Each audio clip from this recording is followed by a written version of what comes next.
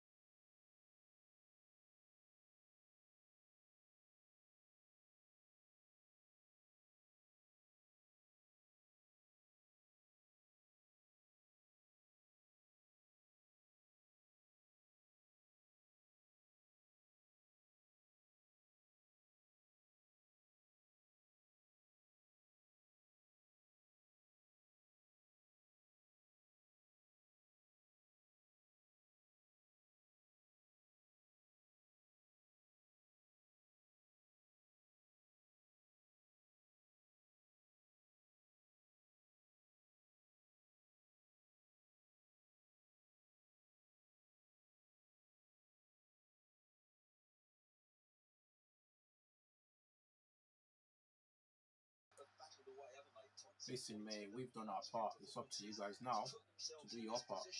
The red side of Manchester, we've done our part. What are you waiting for? Come on, Aaron. First touch tonight for Margay. He had a rather sloppy pass that was intercepted there by Kieran Trippier, but Rodri on hand to win the possession back for Manchester City. So this is already the fourth game between the teams, with one more to come in the FA Cup. Newcastle won the league game in November. City both legs in the League Cup semi-final, and City have won the last 12 between the two teams here at the Etihad, and they can come forward here for the first time with the left back Nori, and now Rodri, and now the captain Bernardo Silva.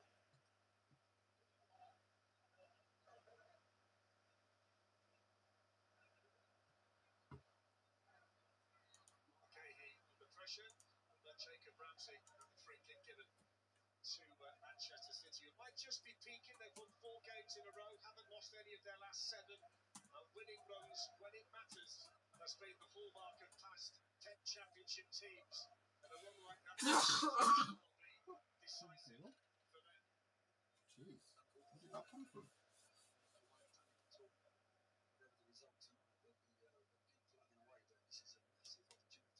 Massive game, this big game. Don't even underestimate this game. Ooh, close. Takes it well, gets to the byline, and look at how many bodies are in the box. Sky Blue shots forward and waiting, just couldn't quite pick out the right ball, but great start from City. The first corner tonight, Pep Guardiola, casual, sauntering down the touchline. Omar Marmoush, his only change tonight, he's the player who's out there to take the corner for Manchester City, which is headed away by Lewis Hall for Newcastle. Ramsey battling there with O'Reilly.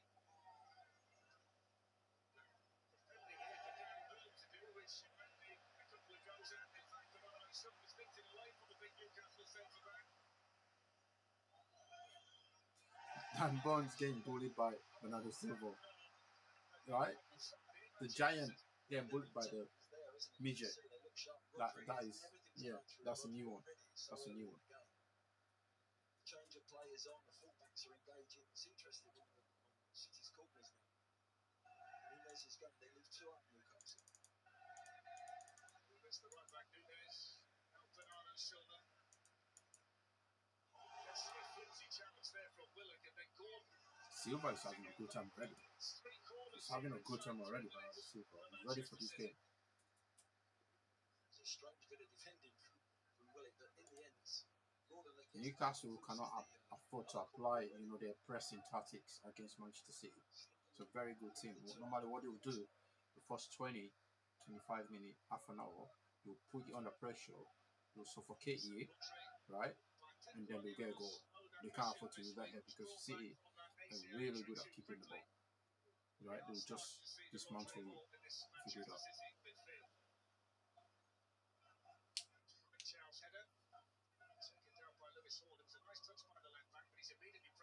Come on, they robbed him.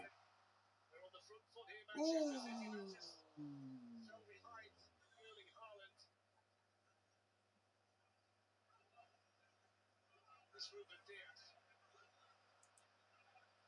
It's got the crowd into it nice and early as well, the City start. They've started so well. I mean, Newcastle's got very good stuff in this game. They start hitting on the counter. Of course, we've got to Gordon, we've got a chance of that ball over the top, but we've got to stay strong against City.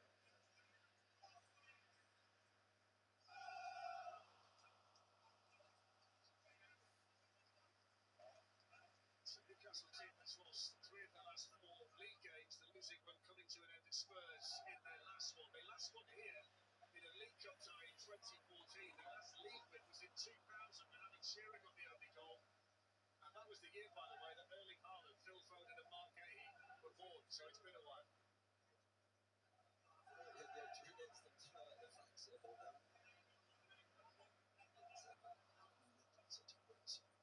And as you said earlier, I think they're just starting to get to their best. So Nick Holtemada still slightly withdrawn in this Newcastle team. Anthony Gordon through the middle. It seems to be a role that Eddie Howe likes him to play at the moment. Who starts again for City? So the typical player though, Dennis Liverpool, is Anthony Gordon on the move. Who had that wonderful night in Baku with 4 Champions League goals. Can't get the veteran like Nori on that side. That's the problem there. Anthony Gordon finds himself wide on the right hand side. Making a great run, but he ain't got the ball. Nobody in the penalty area. He looks up, you can't put a cross in. Aldemada's got to hurt himself to get into that box. They need to release the ball as quick as possible, Newcastle. Like that, you should just put a cross in. There's not Newcastle anywhere near penalty. Gordon's issue has been scoring goals in the Premier League. He's been great in cup competitions. 11 of his 14 have been scored in the domestic cup matches or the Champions League. He's only managed 3 so far in the Premier League. So Semenyo has made a flying start to his Manchester City career, but that was good midfield play to win it back for Newcastle to Ramsey.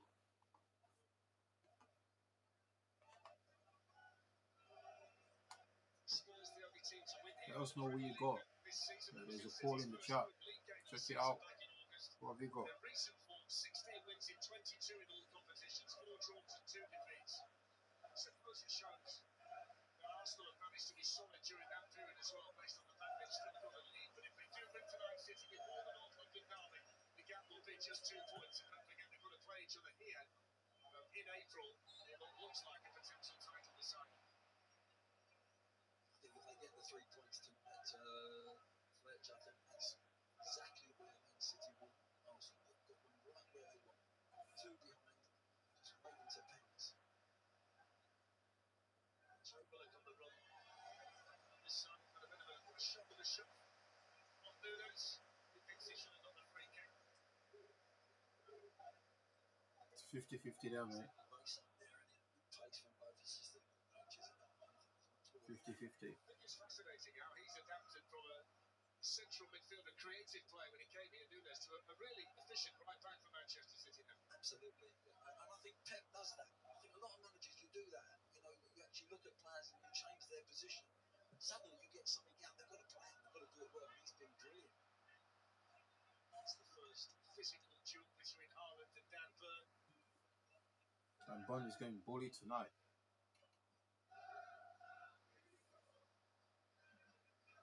It's interesting for Haaland. He seems to score against everybody apart from Newcastle. He scored against them the very first time he played against them, but he's since got 8 matches against this opposition without scoring. I wonder what their secret is. Look, at the moment, we were talking about before the game that he doesn't have to be involved in the game. I'm not sure if he's had a touch yet. He's 8 minutes into the game. And sometimes at his most dangerous, he's going to get a touch in. He's trying to play an old-fashioned number 9 against Burnley. Burnley's going to stop him. Should be a card. Where's the card? Where's the card? He said, look, he was doing it as well. Yeah, it always goes against the defender. That's the frustration for it. But they're both at it there, you're right. But that's the thing about Haaland as well. You know, Burnley's a big, strong centre-back or full-back, wherever he plays. But look, he can deal with that. You can't boss him. He's talked himself into the book as well, so that's not an ideal situation. Less than 9 minutes gone, and the centre-back who's got to pick Erling Haaland up is on a yellow card. No, and I think as a defender as well, you've got to keep a cool head. If you're going to get booked for a good reason, not for just talking back to the referee.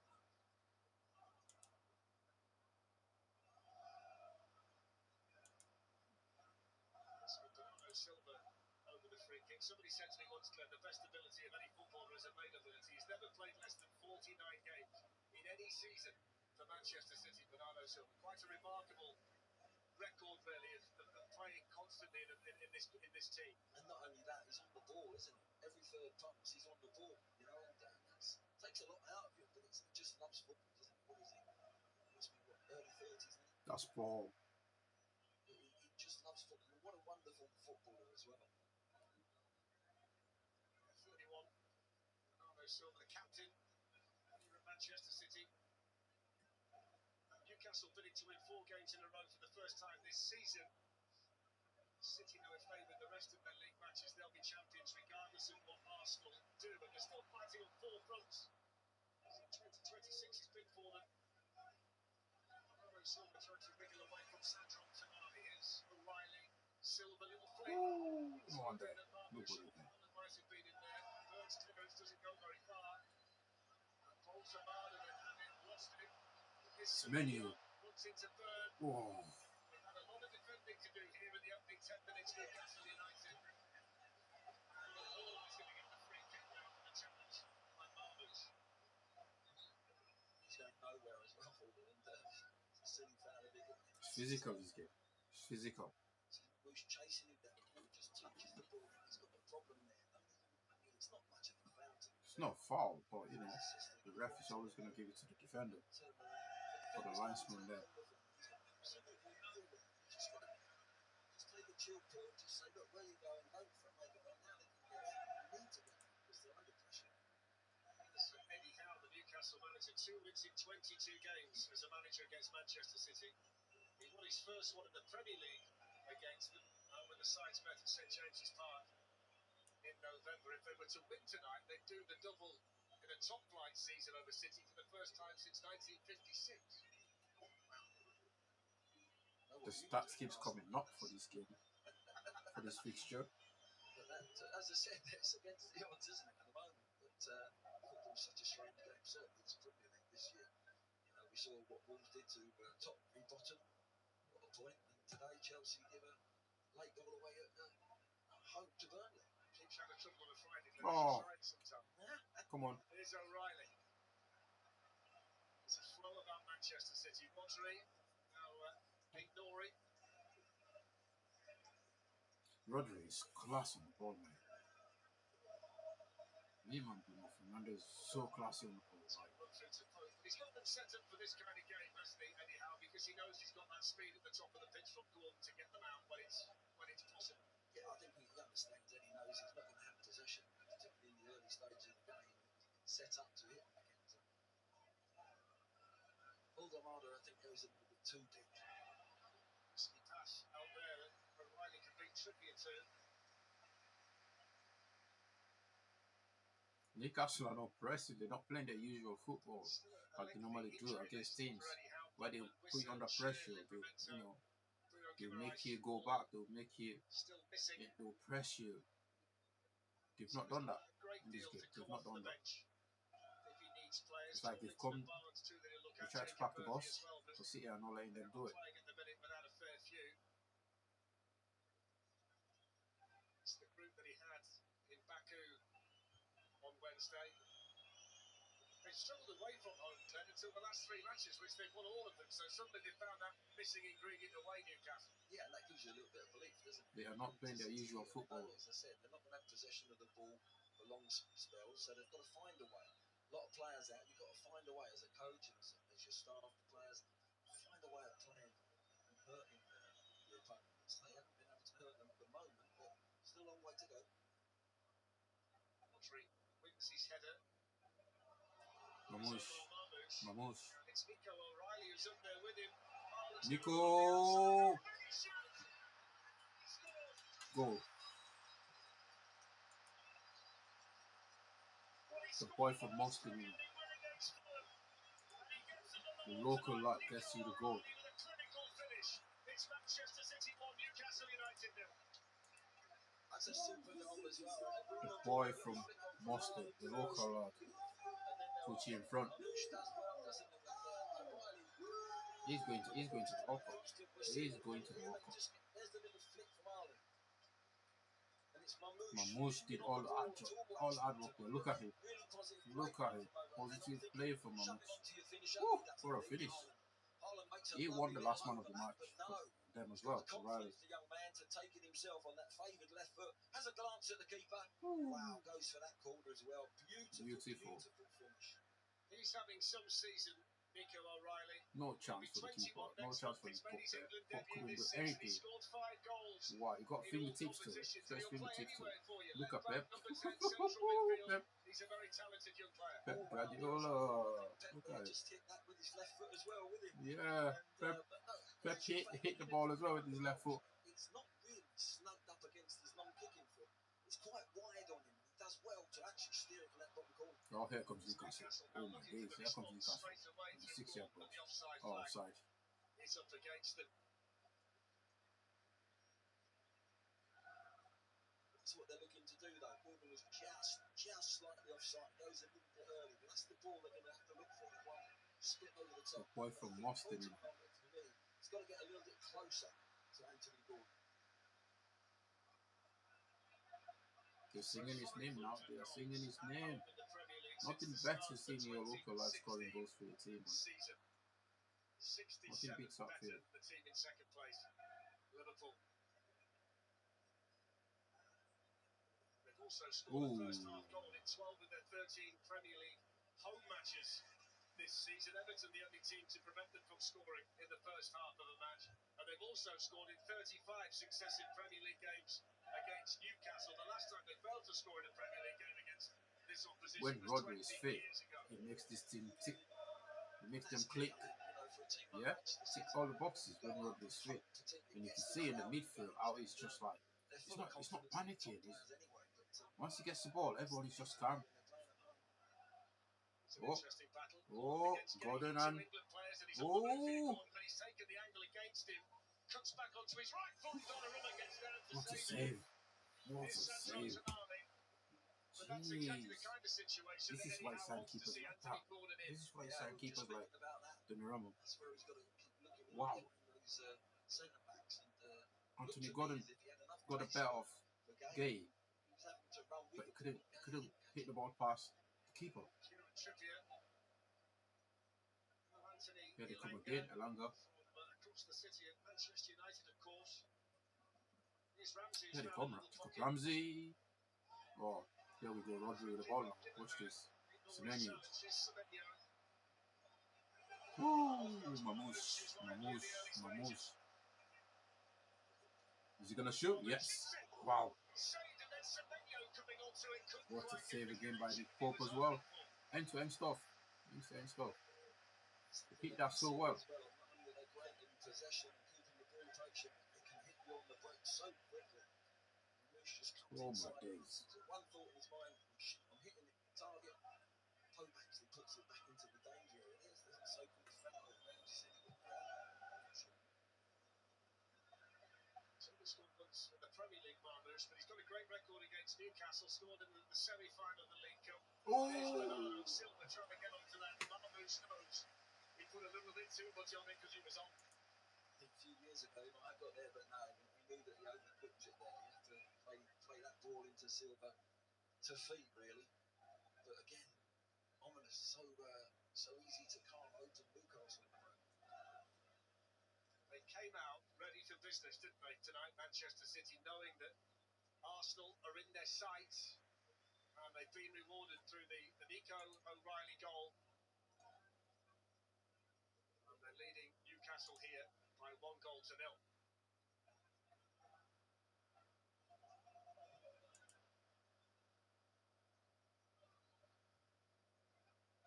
The table is showing 56 points. Every game matters, every goal matters. That's the Premier League table as it looks at the moment. 2 points between Arsenal and City, 1 goal in the goal difference column. And the fact that they've scored tonight means they've scored 3 more. Manchester City, having to deal with that. They're playing at a real pace, Manchester City. Here's Humphrey bursting in and pulling it back and smashing it behind for the corner. Ramsey. These guys gonna battle Newcastle today. So hungry, so hungry. Yo, you can see the hunger in Manchester City. You can see the bloody hunger in Manchester City. This is what we say. City finish stronger in the league every season. But they're absolutely opening Newcastle up at will.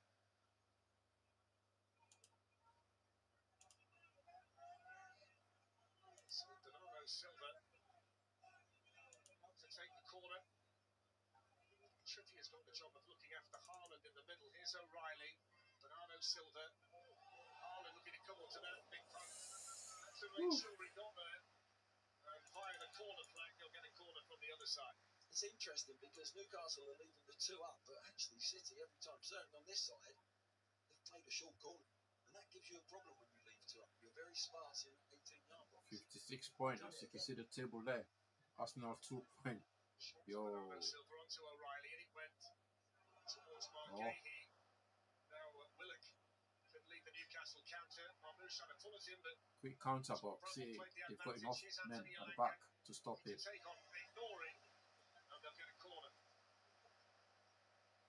They've got too many men. That, of course, is the reason why they leave They've got 2 enough up, men at the back because if to they handle the counter. actually win the ball on the So edge they're of the playing a box, game of, get a shot. they don't let their 4 at the back all 4 go. This could be Look at this. the previous opportunity. Look for Gordon against Gay here. Gordon has got pace. He left Gay for dead, man.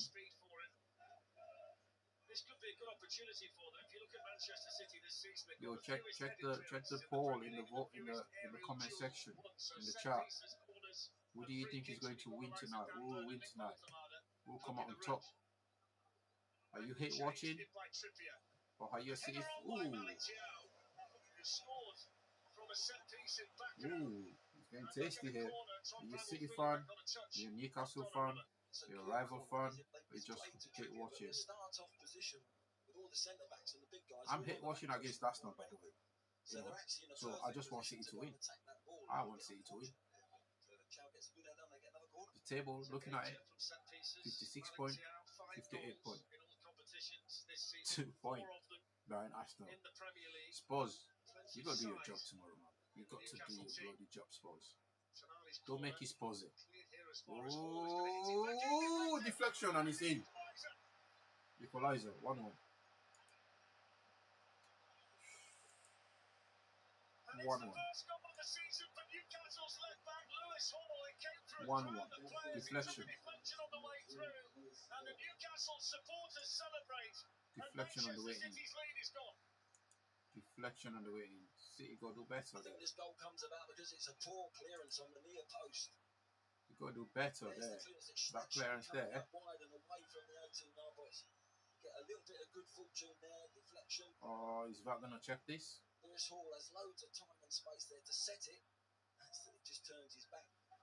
And Neri, I think it is, just turns his back, comes off his back. Yeah, it looks fine. No looks fine. chance. Once that deflection goes there, it's a bit of a pace.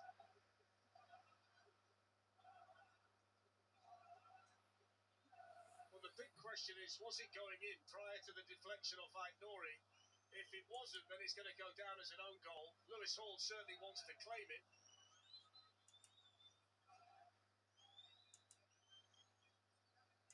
I think it was hitting the target. I don't think Donnarumma would have had a problem with it, to be honest. But I think it was one of those without the deflection. I think it goes in the back of the net. Well, it's only the second time he scored in the Premier League, so that's a big goal for Newcastle and a big goal for Lewis Hall. You've got to say it's against the run of play because Manchester City have been piling 54 forward. point. We're down to 54. Let's see what kind of impact that has on Pep Guardiola's team. Newcastle, stop playing, man. Stop playing. We got to walk with City. We got to walk with City. We can't afford to let Arsenal win this title. We can't afford that. So we're now on 54 point, boys. Ladies and gentlemen. We're on now on 54 What's a point. game plan at the outset that promised goals, and it's the way that both of them played. It's lived up to the billing so far. It's been an excellent match to this point. Very much. I mean, City are cultured, aren't they? They've got some lovely patterns of play and they've got some excellent players. But Newcastle have come here and they realise that. They've said, "Mate, we're going to hit you on the counter." All right, be it they've got it from a set play or a second phase from a set play, but they're back in this game. Back down to 54 point. City need to stop playing. Need to stop playing and start playing.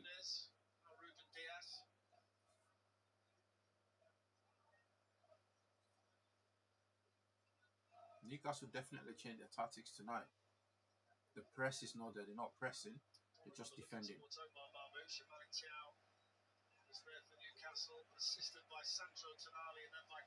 All they do is defend. That's what they do, Newcastle. They're trying to hit them on the counter.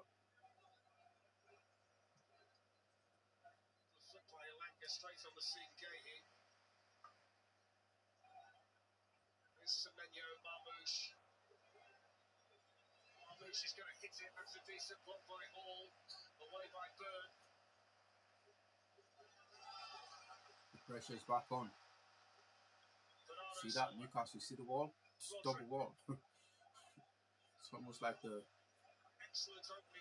fake wall that Trump did.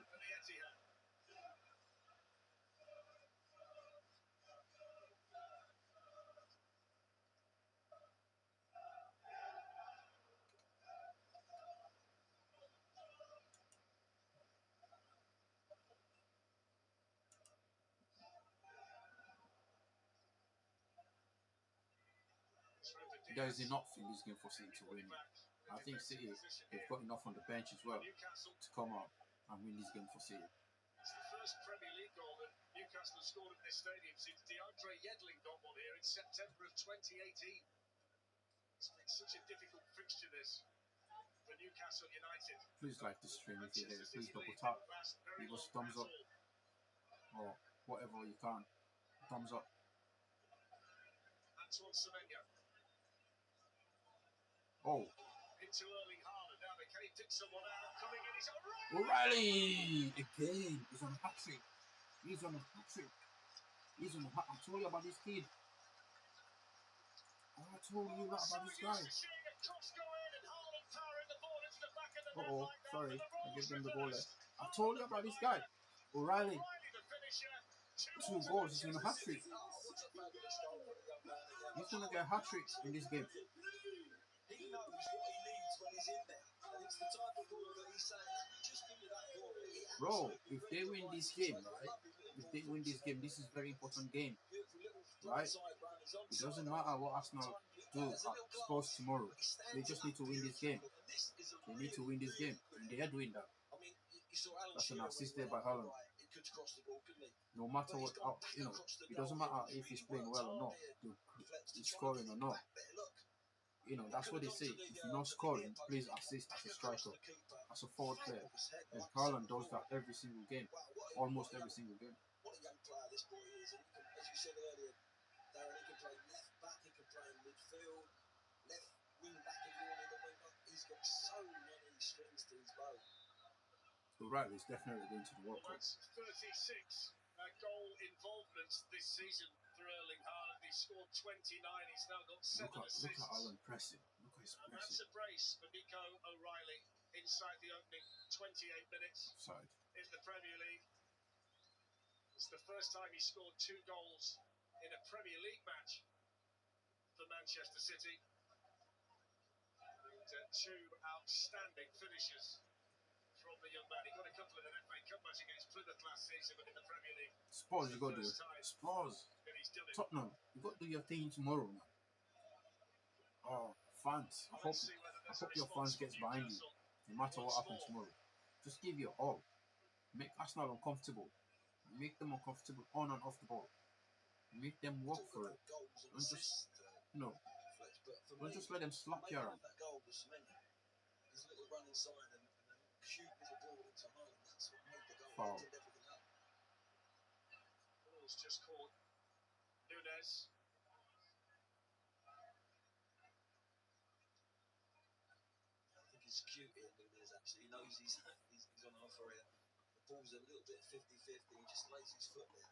Lets it get kicked. Watch. This is the goal, is it? Yeah, look. Change of pace. Beautiful. Gets it up. Just a little slide rule ball. And that is put it in the back of the net. So what a cross from Haaland as well. Beautiful. Constructed perfectly, wasn't it, by Manchester City and finished clinically. Joint second for assists in the Premier League. It's not bad when you've got the best finisher in the top flight. You've also got the second best creator, all rolled into one. This is how good he is. Tonight, we are Manchester City. We were speaking earlier, Fletch, he's got everything. The red side as well. of Manchester is back in He's ahead of the ball. it's flooding back in the blue side. Believe it or not, that's what's happening here tonight. We don't care. We just want to see City win this game and let's see what Arsenal Such an do open tomorrow. game. Both teams intent on attacking whenever they get the opportunity. Newcastle's turn here through Ramsey. Newcastle, Excellent opening half an hour. here they goes. come. That ball either. Poor clearance He's there. attacking that. He might try and attack this, although Donnarumma is able to pull it down. Thanks for the votes, guys. Thanks for the vote. Please do check the chat. Please like the stream. I can only see 1 like, man. I've got 8 people watching.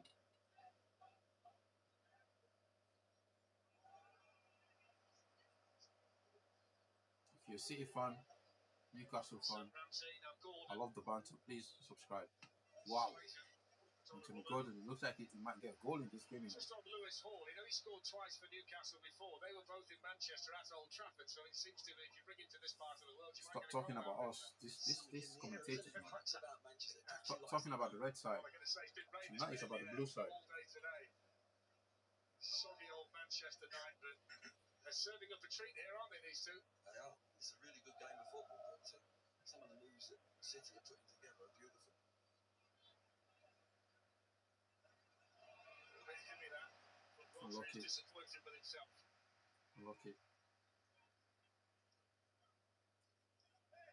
That's the first waste I've seen, you know, the first spot pass I've seen from Rodri, or in the last, half an hour. He's been solid for them in the midfield.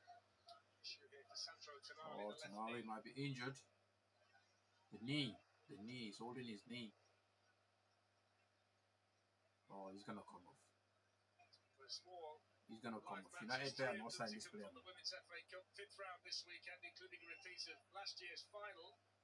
So Chelsea play Manchester United. You can see the matches on TNT Sports and Discovery Plus as well. 2 tomorrow, then 1 on Monday. It's got a new problem. Since the start of September, City have picked up 32 of the 36 available points here at the Etihad. They've scored 32 goals in those matches prior to tonight, so 34. They've only conceded 7.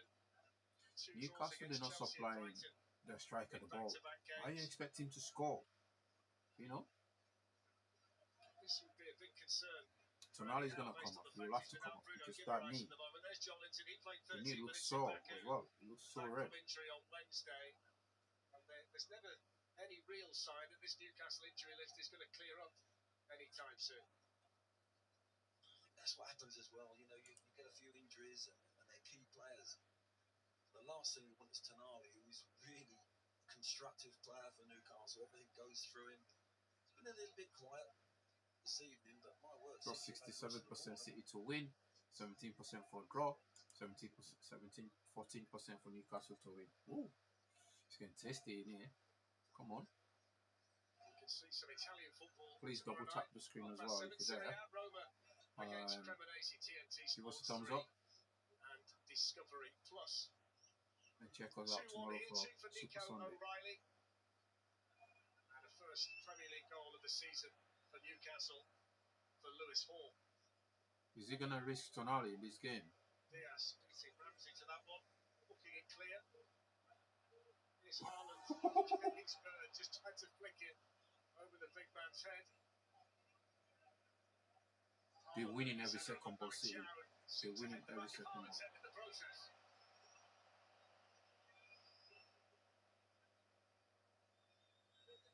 Why is he holding his face? I think he goes up and just gets caught by Haaland. Goes there. Oh yeah, he got caught with the elbow. It's not a bent elbow. It's accidental. Elbow, just maneuvering himself up to jump and hit the ball. He walked into the elbow, mate. So he does catch him there, yeah, without a doubt. But he walked into the no elbow. intent there at all.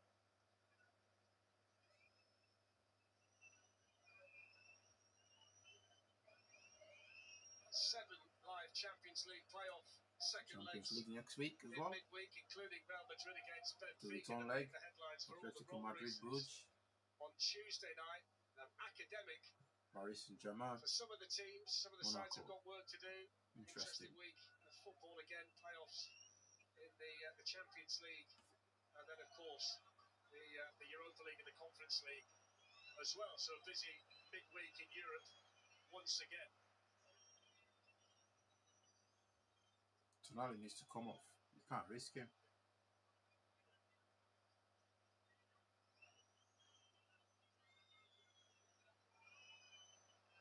So he's telling Martial that he's got to go off for 30 seconds.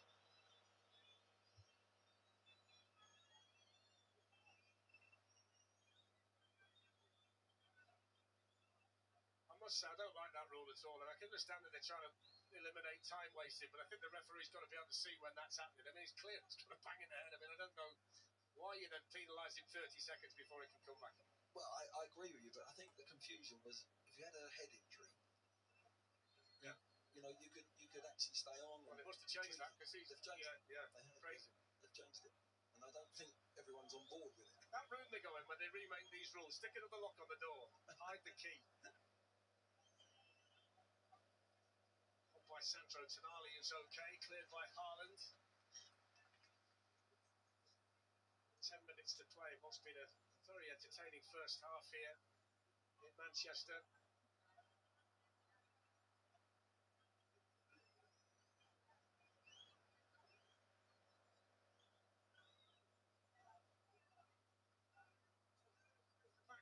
there shows you that Newcastle very much in the game. We've actually had one more attempt on target than Manchester City. 5 attempts apiece. And they do pose a threat, Newcastle, when they get the ball forward to Anthony Gordon.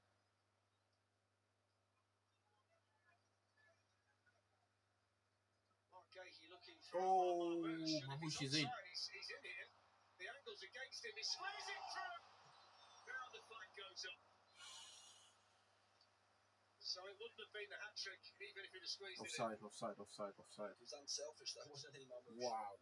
There's the ball. It is tight though. It's tighter than That was I thought. onside. Real play, I thought, That was it's onside. way offside, but no, it was tight.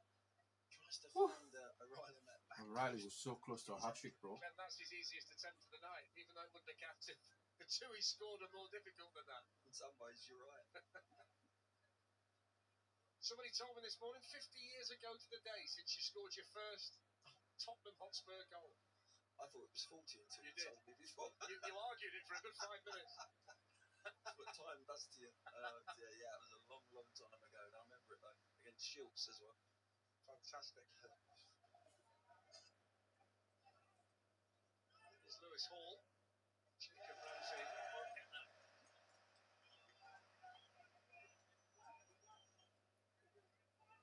They're playing right into City's hand. This game is playing right into City, so it's good to see.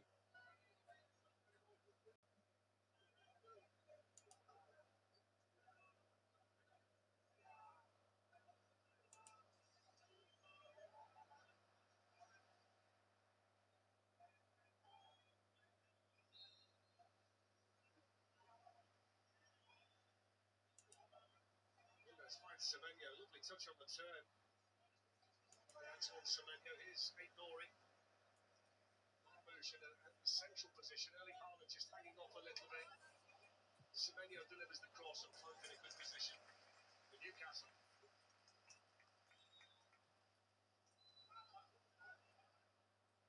It's a good ball by Trippier, and on the run here is Anthony Elanga, and he plays it early to Anthony Gordon. Promising attacking position there for Newcastle. Here's Willock, he's gone for goal, and Donnarumma deals with it. It guarantees you at least 15 points a season to keep up. Just holding the line, I mean, just runs along the halfway line in many ways. Good Puts pass a from really Elanga good ball into the box. Gordon. He just couldn't find the angle, could he? But Willock really not enough power, not enough venom in his shot there. Easy for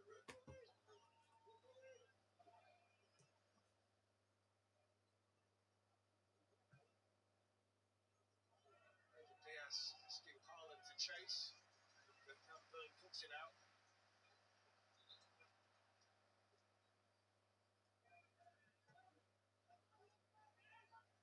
Thanks for the votes, guys.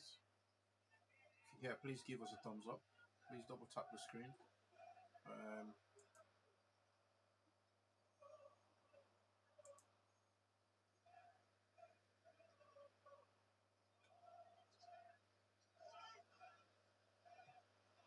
Nunes with the cross too high for Marmouche. Quickly on the other side though is ignoring. If you've been to the match, for the protest in City Centre today, how was it? If you were there, let us know. Give us a shout. Did you go to the match? You know, we had two groups of people marching across Manchester today, right? How was it? Big note of this week, Matheus Nunes' dad is from Sunderland. Yes. He was born in Rio, moved to Portugal, dad from Sunderland, so that's why he's fluent in English. Come on. It's a big Come on, big game Gay. in the Nunes household. He's the best signing of the season, you know. I mean the bagging of the season, 20 million for that player. So Riley. Haaland. Return the compliment to Haaland, and he was jumping behind Dan Burn. Now Gordon's going to Gordon run on the against pace, bro. He's going to take a yellow, Diaz. He's taking a yellow because he can't keep up. He can't keep up with Gordon is taking a yellow there. Fair play. It was a mismatch in terms of speed. absolutely was. And so did The pace on him. because he knocks the ball away from him. He knocks it Took one for the team. Took one for the team. And Pep knows as well. Look at the face behind there. You can see it in Pep's face, man. Well done, lads. Well done. From Diaz. He knew he was going to catch him. So he marks his 250th Premier League appearance. Ruben Diaz with a yellow card. Second player booked tonight after Dan Burn. 1 yellow card each, by the way.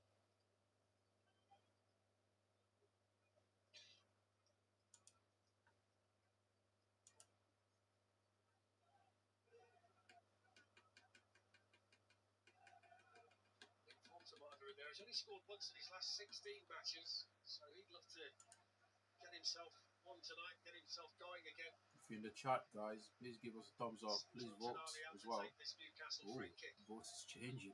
City to win 75%, a draw is 17%, and Newcastle United to win. Goal. It's a good goal. Dan Burn. It's Dan Burn. Offside. It's offside. Took a while. It's offside. Just looking at Dan Burn's reaction, I think he might know. Yeah. It's a little glance, doesn't it? I think he gets pushed into that position. Yeah, it's offside. Absolutely Who right. is it? He gets pushed. He gets pushed into an offside position. Clever play by City. The City's defender. Is it O'Reilly that pushed him into the offside position? I think O'Reilly pushed him. He actually gets pushed. It's a foul on him to be put into an offside position. It's not foul on him, mate. Don't change the rules. Well, it's been looked at and confirmed by James Bell, Offside. the video assistant referee, so it doesn't count. Well, just keep your eye on Ruben Diaz. Diaz pushed him into the offside position. That's it. Pushes him into an offside position, and that's the difference. It's a wonderful ball in, and now you're calling that foul without him pushing him. Yeah, the flip side of that is He wouldn't have got to the ball. You know? If they do get the delivery right like that, there's not a great deal you can do about it. Well, foul. Like Diaz tried. But that's interesting. I mean, I don't know. It is. Literally, if you push, shove anyone like that anywhere else on the pitch, it's a foul. Press. City are pressing. City are pressing. City are pressing. Ooh, and they got the ball. They got it. Maybe they got away with it. But the key thing to me, though, it pushes him. He's affected the game. He's pushed him to an offside position. So he's affecting the game. Why is this commentator keeps going on about the push in the box?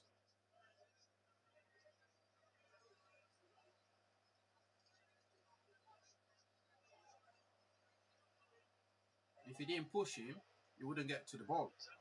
Anthony Elanga now on the attack. Gay and Elanga. Double up on him. That's it. Gordon. That's it. Locked in. Yeah, he's saying because Diaz pushed Burns into offside position, that's a foul in the box. It's not. Without him pushing him, Burns would not have got himself to the ball to score that goal. Oh, Semenyo. Oh. What an opportunity that was. Poor pass. Just had to get the weight of the pass right there, Semenyo. Guys, please vote. Please give us a thumbs up. You 18 people watching. Give us a thumbs up in the chat.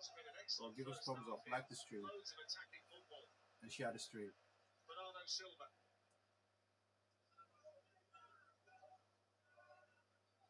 Rodri. We're expecting 5 minutes. 5 minutes of added time. Jeez, what's that?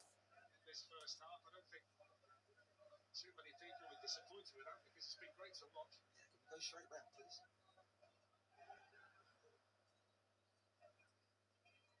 It's Haaland. Whoa! Just like the feet were twinkling there. Yo, Haaland is a baller. You got to see this play here. It took Tonali and Jao out of the way. It took them out of the way with the quick 1-2. FA Cup, so Quick 1-2. You know what I mean? Quick fit. Quick fit there, Haaland. 53 goals in 183 games for Manchester City, which is otherworldly, Glenn, isn't it? It's mad, isn't it? Absolutely mad. Well, you keep saying in modern sport, not just football, well, who's going to better that? Someone comes along and does better, doesn't it? It's always next man up, isn't it? Yeah. All I know is that Pep Guardiola is delighted with his number 9. He's not swapping it for anybody.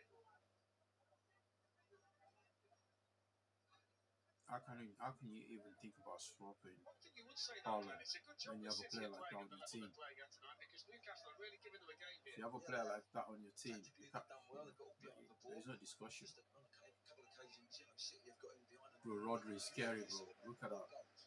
That would be the situation. But if they step it up a little bit in and around that penalty area, and I think they put them to bed. But whilst it's 2-1, only one goal in it. That was a great opportunity there, and he played a better pass to Anthony Elanga, who's clean through on the right. Well, because City are holding it halfway. The odds are in favour of Manchester City, 80% to win. Brought 14%, Newcastle 7%. The midfield's press. Got 5 minutes off at a time. We've played four or five of those minutes. So 3 minutes to go. On a rubber straight onto the chest of Hall. It's Ramsey. One back by Semenyo. Semenyo, he's working hard, Everything, bro. doesn't he, Semenyo? He's working too hard. Oh! Bro, one pass from the defender took out all of Newcastle midfield and the forwards.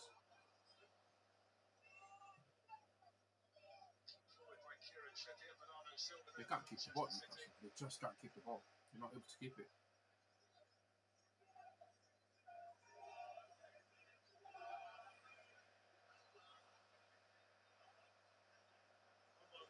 He's going to shoot. Ooh. He wasn't that far away. They backed off there, Newcastle, almost at their peril. He's got such a change of pace in a short space of time. He just opens the angle up for himself, just creates it. It's beautiful how he creates that little bit of space for himself. I don't know if Pope, if he's inside that post, I'm not sure Pope is getting. Thank you guys for the votes in the chat. Please give us a thumbs up. Please like the stream.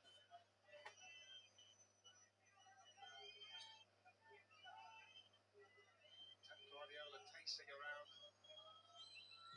This is his domain, isn't it? This stage of the season, championships on the line. This is where he and his team have excelled so many times. It's going to be a real test of Arsenal's credentials to fend off Manchester City the rest of the way.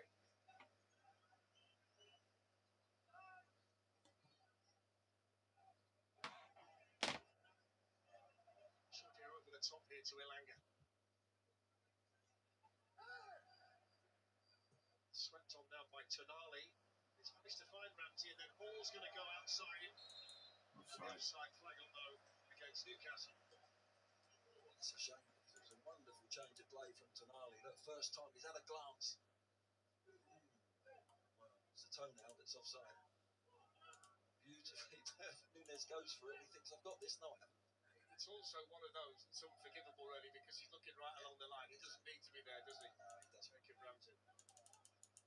Just looking at the referee's assistant, you wouldn't argue him, would you? No, definitely not. There's definitely a bit of Bond villain about him on that side.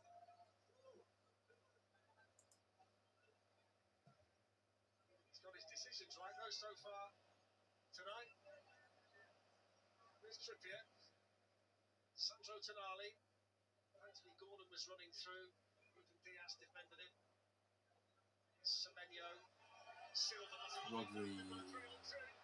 It's Omar Marmoush. He's in behind Martial. Oh. Still Marmoush. Saved by Pope. Haaland in the middle was crying out for the pass. He was, but I think the goal would have been disallowed actually if Ness was in the back. I think he looks like a handball. Marmoush's hand as he come inside. Tao just got a flick to it, but another great break. In so many nearly positions, haven't they? Joe Willock's got a problem down there. He's looking very uncomfortable at the moment, the Newcastle midfielder. Well, there's half time, and that was a fantastic first half of Premier League football. Two for Nico What a first half, what a half. A clinical left foot shot past Pope, and then a towering header having been It's a really good half. Newcastle, you can tell the Champions League is taking the toll, taking its toll on them. You can tell they are tired. Some fantastic football played by both teams. City settled in early. Newcastle looking really dangerous on the counter. You can see it. You can tell they're tired, Newcastle. And now they're developing injuries as well. Willock looks like he's injured. Tonali has got a knee problem there. I think they're just forcing him to play now. United better not sign Tonali because it comes with baggage and a bunch of injuries, bro. But yeah, what a half. I mean, Newcastle changing their tactics when they come down to the Etihad tells you everything that you needed to know. They might come out second half and apply the usual tactics where they're gonna press City, but half of that squad looks so tired. They look knackered from the Champions League game a few days ago. So, and they've got to play another one next Tuesday or Wednesday. There's no rest for the weekends, bro. That's taking the toll on them big time. I'm not sure why they're playing Voltamada in the midfield. It's almost like he's dropping all the way back to get the ball. And you got Anthony Gordon up top. He's got the pace, but leave him on the wings. But they're not even crossing the ball for him, Voltamada. That's no wonder the guy's not scoring. But anyway, no one cares. We care about City winning this game tonight. I think everyone in the Premier League and every football fan, right? Apart from Arsenal fans, obviously. Every single one of us wants City to win this game. If you say otherwise, you're lying. Stop lying to yourself. Stop fighting it. You know you don't want Arsenal to win the league. You know that. So every single one of us tonight, we're City, we're Blues, Blue Moon, whichever one you want to call it, man. Aris is sleeping, so he's not even watching this game. Can't watch the game. But he did ask me that. Is City playing tonight? I said, yeah, they are playing. But he's tired, so he's gone to bed. But yeah, we are all City fans tonight. I don't care what anyone say. The hate watch continues. We hate watching against Arsenal, not against City, not against Newcastle. Got nothing against you, Newcastle fans, players or fans tonight, or team tonight. I've got nothing against you. I just want City to win because they're the one that can stop the rot. Because if this Arsenal team win the league, it's over for all of us. It's over. You all know that. If Arsenal win the league, it's over for all of us. Right? These streams, these, socials, X, Instagram, but you will only see Arsenal fans there talking. None of us will be talking. None of us will be talking if Arsenal win the league. So please, Spurs, we need you to do your bit. The red side of Manchester, we've done it. City, the blue side are doing it. Not London. You go do it. Play with pride. Right? The team with an European Cup playing against the team with zero European Cups. 0 European trophies. So Tottenham, we rely on you. If you can beat United to win that European trophy, you can beat Arsenal to stop them from winning the league. Please. If you can beat United to win your first European trophy, you can bloody beat Arsenal to stop them from winning the league. Put them under pressure. So tomorrow, don't show them any respect, right? Because none of them deserve it, right? You don't want Saka celebrating with the signature there, do you? You don't want to see that, mate. You don't want to see Bukayo Saka standing there scoring against you guys and go or go. You don't want to see that. We don't want to see that. So all of us will be watching the game tomorrow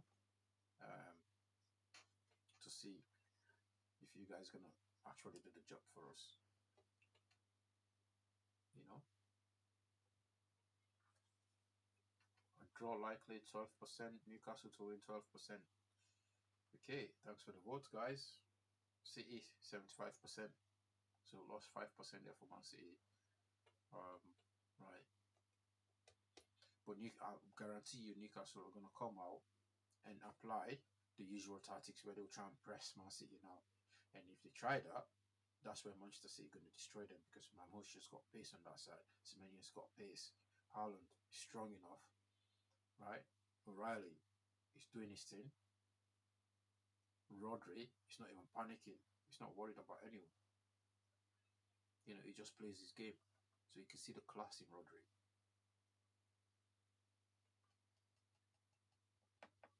So we all hate watching against Arsenal. I'm not hate watching against Newcastle, by the way, because you know, Newcastle, you're not even on our level, and we are ahead of you guys this season. So I know you play European football. That's all you can say about us.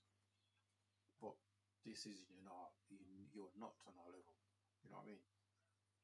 We're fighting for top four. You're fighting to stay top 10, the top half. But Man City got to win this game tonight. You got to let. I don't even care. Newcastle got to let Man City win this game. You know.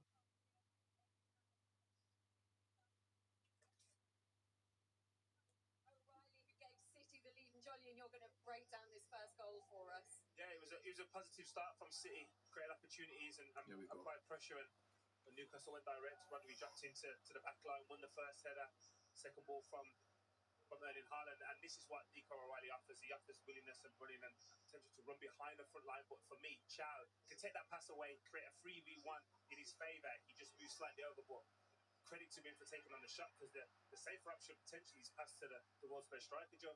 Yeah, listen, it's a lovely strike. He's been fantastic. You know, like Jolyon was saying, he can play left back, he can play midfield. It's the first time I've seen him live properly and watched him. What a player. Should Pope save?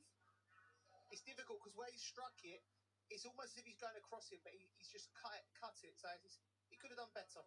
And Newcastle got themselves back into it, though, Joe. Lewis Hall's shot, but it took a big deflection off Ankuri. Bit of fortune. They don't deal with a corner. I think it's Nunes on the near post here. You have to get distance, and out there it drops eventually to Lewis Hall, and you'll see it on the other end. But Out-Nori comes out and he makes it. That needs to be better. But Out-Nori here, you'll see it. He turns his back, and that's the criminal thing. You cannot turn your back when going. You have to be brave and go and take it front on. Great response from Newcastle there, but Jolyon, it wasn't long before Man City responded themselves. Just 5 minutes later, and they're in front again. Nico O'Reilly again, and it was Haaland turn provider here, but what a move. Yeah, again, it's the ability to recognise what's next, what's the next action, and the cross that comes in. And Newcastle look pretty safe there. There's only one place to hit it or cross it even, and then Nico O'Reilly makes it his own, and he just smothers him. He's so strong here, Jolyon. You know, he gets up early and dominates Trippier at the far post, gets across it. Trippier could do anything. Is he just delivering a cross there that he knows he'd love to be on the end of? Glenn said it in comms. Strikers are often some of the best crosses in the ball because they know exactly where they want it and they just deliver it there. Well, the mood at half-time is good. The mood for the home fans is good inside the Etihad. Nico O'Reilly with a double. We've got Pep celebrated there as well. You know, keep the votes coming, guys. Keep the vote coming. Get in the chat. When Newcastle come up second half and give you a goal, I say, you know what? We've got nothing to lose. We're gonna go for it. We're gonna give you guys a game.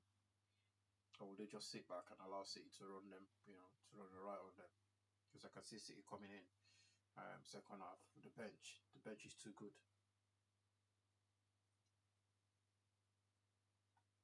Look at the table. Look at the table, people. 56, 58. Look at the table. You know?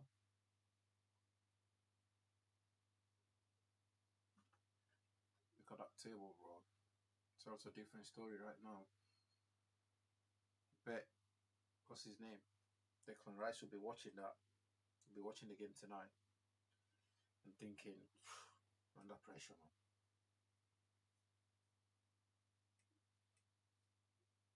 Be watching that table tonight. But one thing I know for sure, if Arsenal win this league, right, those players that play for Arsenal, that plays for England, they will use that as motivation to get England to win the World Cup. I don't know what you guys think about that. But they're not going to win it. Arsenal, no. They're not going to win the league. So, we don't have to worry about the World Cup. You know? They are not going to win the World Cup. The league. Arsenal probably end up with 0 trophies this season, because if this is advantage Manchester City, right? Advantage Manchester City. So if City win tonight, we got to play Arsenal in the finals. If City beat them,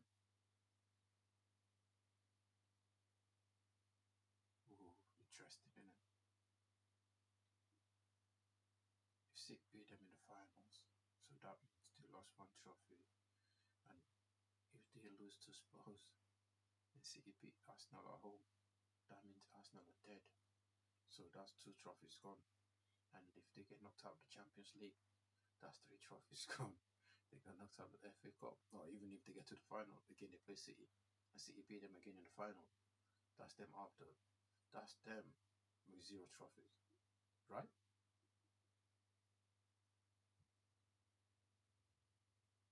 I would love to see that Arsenal with 0 trophies. I would love to see that. I would pray, you know, I would love to see it.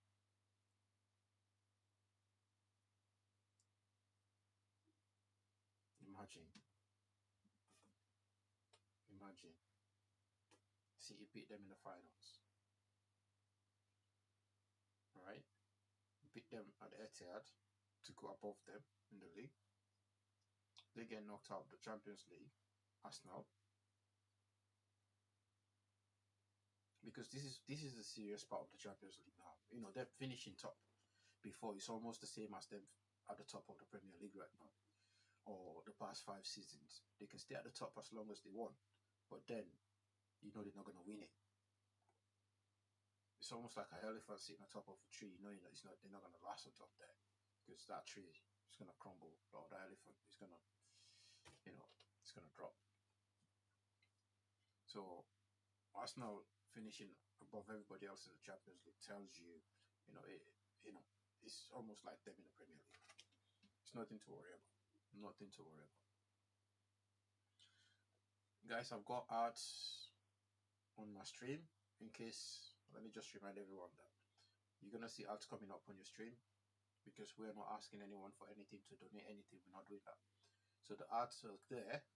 That's part of YouTube. So if if the ads come up, you can skip it or you can watch it for 8 seconds or so and then skip it and then come back into the stream. So I'll appreciate that because that's where we get paid from the ads. We get paid from the ads. So I'm not gonna lie, that's the truth. So I've got ads in this stream on all my streams as well. So because we're not asking anyone to donate or anything.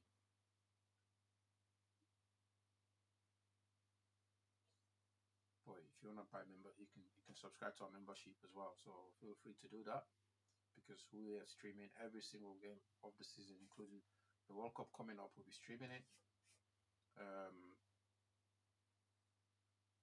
Every single game, yeah, basically. So apologies if you worry about the ads coming up. You think other streams don't have ads. That's because they already have massive sponsorships and from outside of what they do, so they don't really need to monetize their content or their streams because they already. But even places like Talksport, they still use ads, so you just have to bear with us or stay with us. But the players are coming out. Players are coming out. Either side of Lewis Hall's deflected shot. There is a change for Man City at half-time. Kushner is coming on for Diaz. Jolie and Diaz, I think Diaz is coming off. Kushner is coming on. I think Pep is worried about the yellow card he picked up. Kushner is quite quick as well. So Anthony Gordon has been a menace against Diaz. So it's a good sub. It's a good change.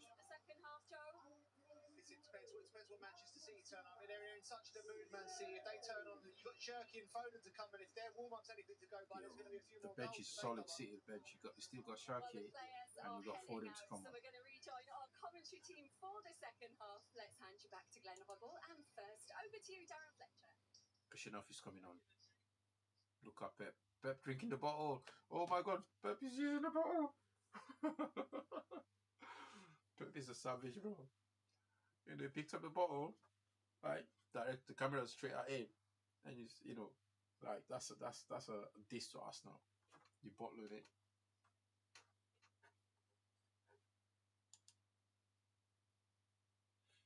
Right, the players are out. Okay, ready to go. the same pattern. City will have a lot of the ball in Newcastle's half, and it'll be Newcastle hitting them on the break. So makes sense, doesn't it? So off we go. No changes for Newcastle. The 2 goals for Manchester City in the first half, scored by the impressive young England international Nico O'Reilly. Lewis Hall, who's having an excellent season himself, was the scorer for Newcastle. Dan Burn and Erling Haaland have seen plenty of each other in a physical sense out there so far tonight. Here comes It's Newcastle. Kieran Trippier, first attack in the second Trippier. half here There we go. for Newcastle. Anthony Elanga.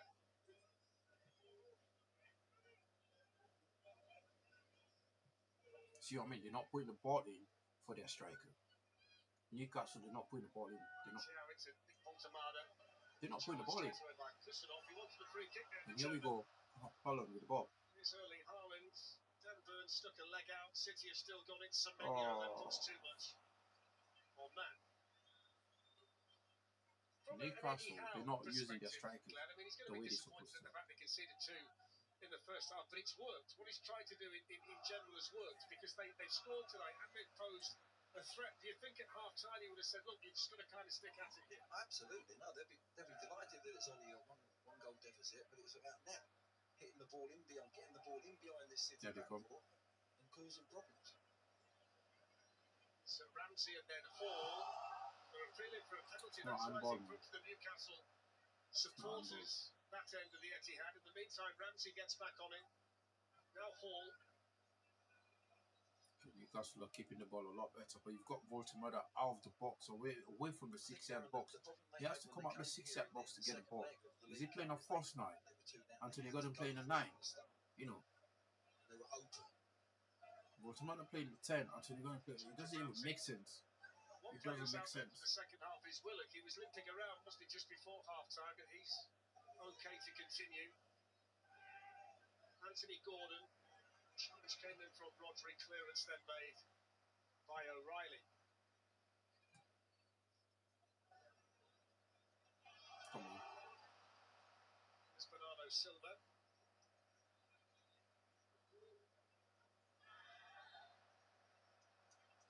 Yellow card. Yellow card for Willock. So yellow card there for Willock. It's the second yellow of the night Yellow for ticket is Newcastle. going across. Bernardo Silva was going across the pitch, who wasn't really hurting Newcastle at all.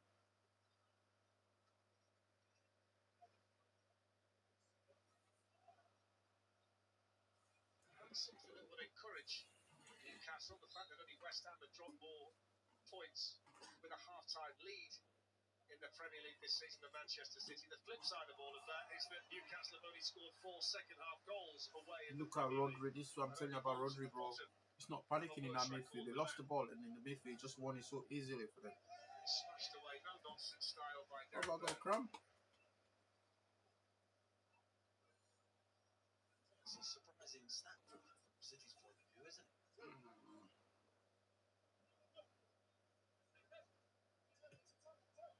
Okay,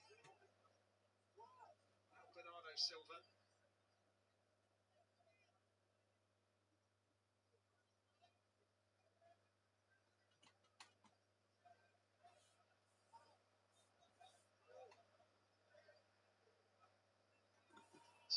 Oh, Smooth fell asleep there.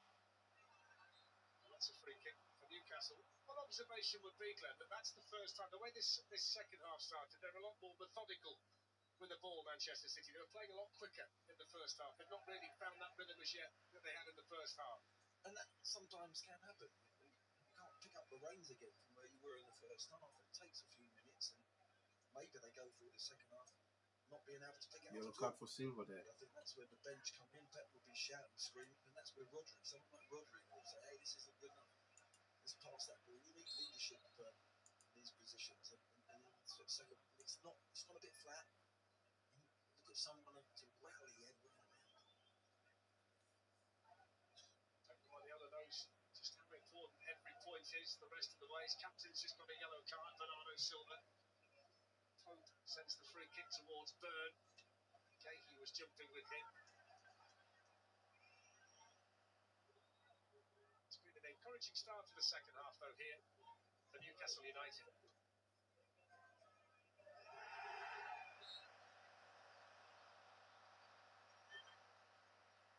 Silva, what's going on? He wasn't even looking at the ball. He made that stupid jump. He wasn't looking at the ball. Look at him. He's just been booked as well. You've just been booked, mate. You've just been booked. You've got yellow. It's only ever going to result in one thing, isn't it? Exactly. Why would you look? He's not even looking at the ball. He's not looking at the ball. And he's bumped him. He's found him. He's a lucky man because straight away I'm thinking, is the ref going to go to his pocket?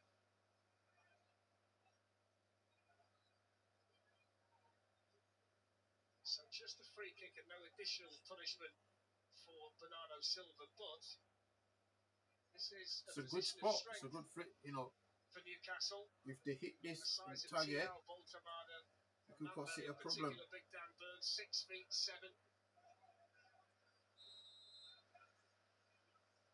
He's had the ball in the net already tonight. Newcastle score, this will give them such a boost.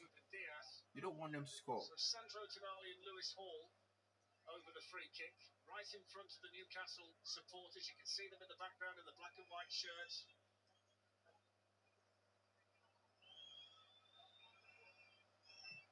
It's Hall who's tried to fool the goalkeeper. Side netting. Tried to squeeze that into the near Side post. netting. Unlucky. That's into the side netting.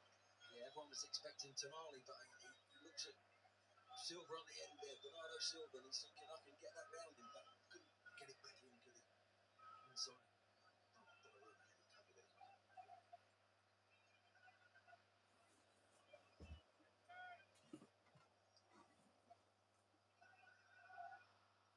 Put away by Byrne. Rodri tussling with Willock. It's O'Reilly. Tiao. Only to Matez. Nunez. Up it goes now. Oh, he's on. Is he onside? Marmouche. He's got O'Reilly and Haaland up there with him. It's pulled back into Semenyo. Didn't take it first time. The offside flag's now been raised. Marmouche shoots, but the flag's been up a while. Offside. Again, must be time. Must be time. This is where we thought Semenyo was going to hit it first time, but nothing comes of it. Michael puts his flag up pretty late. It must have been way earlier in the move because it wasn't there, was it? That was when the ball was spun over the top. Yeah. Yeah, I agree with you. Yeah, whatever you say. Big leg. Rob, the director, just said there's a bit of Karim Benzema there. That's a good shout. That's not a bad shout. They're on it in the trucks tonight. They're all on it. Must be a big night if we've got Karim Benzema as the assistant referee, Glenn. He liked to drift a bit wide at times. Only when he got Ronaldo through the middle. By Bernardo Silva. Followed by Kieran Trippier. Kusanov beaten to it by Anthony Gordon. Voltamada now looking at hold on Rodri as well. Full of shirt. But it goes now to Hall. Poor delivery. Poor delivery. Come out nice and confident in the second half. Poor delivery. I told you Newcastle will come out to play second half. They'll come out to apply their usual tactics where they'll press you for the first 20 minutes, and if they can score, they score. If they can't score, you beat them. Release Haaland, release the ball. Tried to trip him there, Ramsey, but couldn't do it. Semenyo still hits the shot. Everything about it was good until he pulled the trigger. Yeah, great positive play, wasn't it? Bernardo Silva with a lovely little dink ball.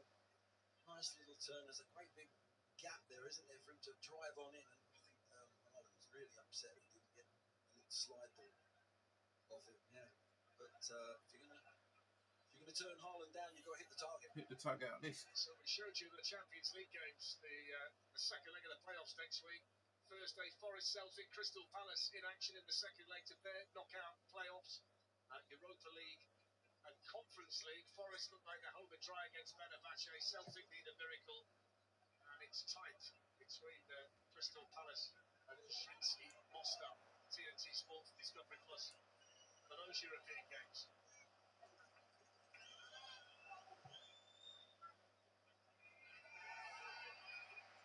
Against Byrne.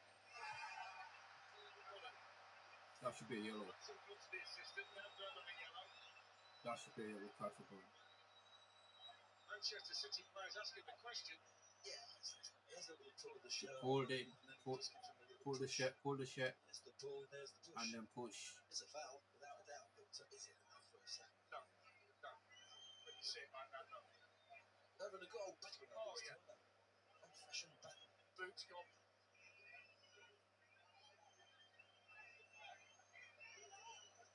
I think both of them will be black and blue in the morning.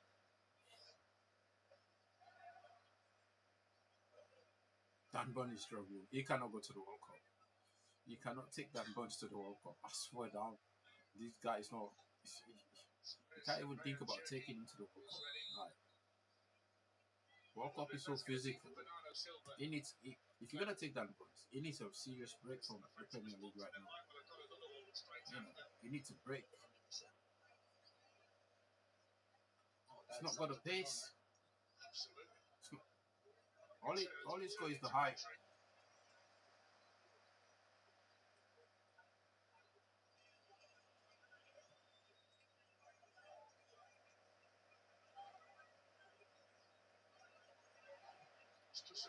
Oh, Semenyo. Oh.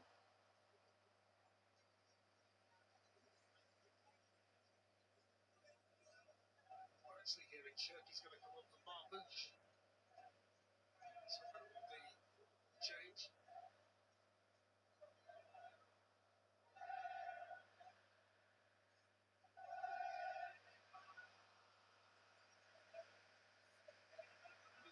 Just behind the City bench, he was just telling us that the message from Pep to Cherky is we've got to hold on to the ball. He's feeling that he wants more possession from his team than he's seeing so far in this half. I think that fledges to take Newcastle out of this little pattern that they've got themselves in, because they've been good since the half time. I think it's about getting possession and quelling them and just knocking them out of a better rhythm. But they haven't used the ball as quickly. Marmouche coming off. He's done really well. Cherky scored in the League Cup semi-final at St James's Park against Newcastle. We're going to see two changes for Newcastle, Joe Linton and Harvey Barnes. So two potentially impactful players are going to be coming on for Newcastle. They're going to take off Willock and Voltemade. It's so unfair on Voltemade. It's so unfair on the guy. Like, he's playing him off position. There's well forward here from right back, hard on the target in the middle. Gets it back here to Cherky. His first touch is to find Nori.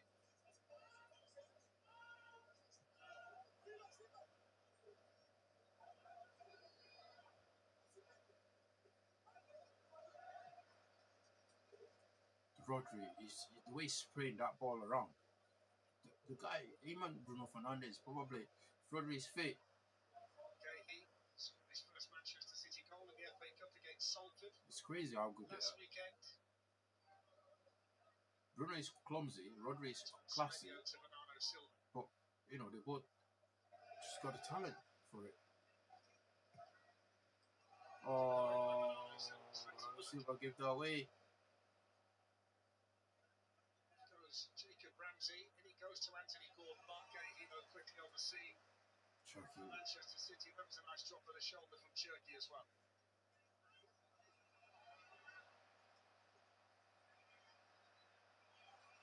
City, they're giving the ball away too much. Two signs of concern from the Manchester City supporters here, the way this second half started. That's it, Rodri's giving it to them. Like, why are we losing the ball? Keep the ball. I feel he's like a little extension Keep the ball. of Pep, the manager, on the pitch.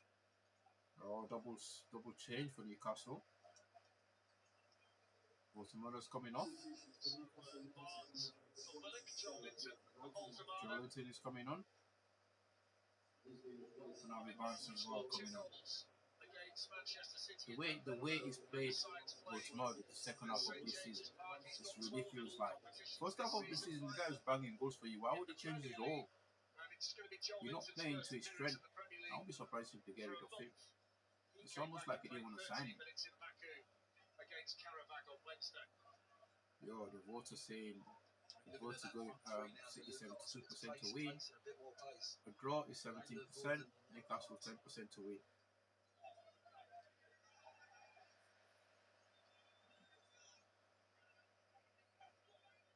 It's been the combination, hasn't it, for Eddie Howe? Those two, Gordon and Barnes, Champions League.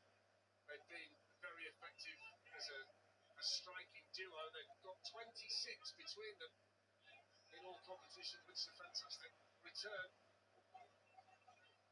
As Glenn says, there's a lot of speed in this Newcastle team now the rest of the way.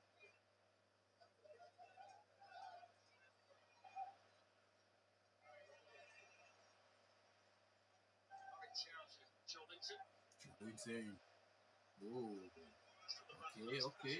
Outside of the boot for Hall. He was expecting a different number from Barnes.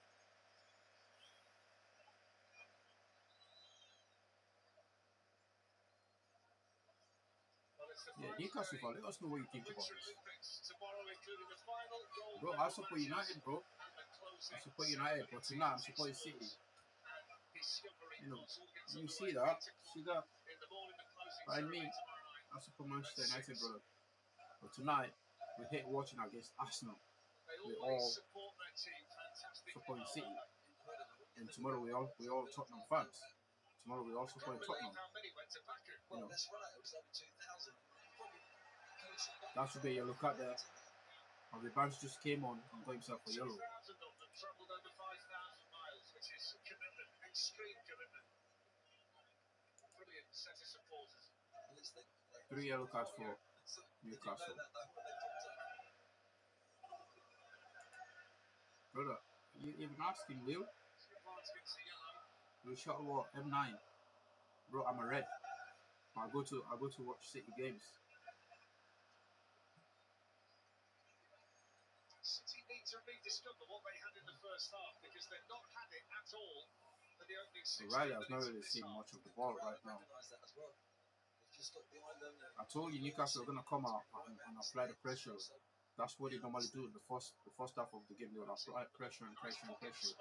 Oh, Elanga. Oh, wow. That's defended well. Just lacking a bit of confidence this Elanga. He's not contributing goals and assists as readily as he did. Did you see this play from Nuri against Elanga? Bro, he pushed, he shoved him off. There we go. Body checked him. Off the ball. Off the pitch. Off the ball and off the pitch. Jeez. 36 games so far for Anthony Elanga. It cost a lot of money, 55 million in the summer. He's only Newcastle goal was scored in the League Cup against Manchester City. Here comes Haaland. Erling Haaland. Jeez. Inside of Sandro Tonali, gives it to Rayan Cherki. Only goes out to Semenyo. Oh. We finish in the end. They're not taking their chances. They're not taking their chances.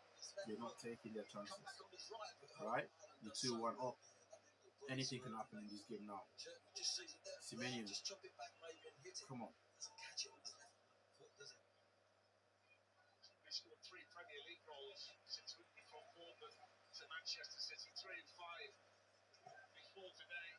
Semenyo scored the same changes back in the League Cup. Quite many shooting boots on so far tonight. Commanding header by Burke. Semenyo. Now Aït-Nouri. Yeah, they come again, Man City. Haaland. He's going to give the free kick. You presume he's going to put Trippier as one off the man. It's a booking. It's an interesting one, this, because Aït-Nouri knocks the ball too far away. As he does so, he just sucks. He sucks 4 bookings now, 4 yellow cards for Newcastle. So we might see a red card in this game. If we're not careful, we might see a red. It's 2 yellows for City and 4 yellows for Newcastle. We might see a red card in this game. Said to the referee, he knows. He knows I kicked him.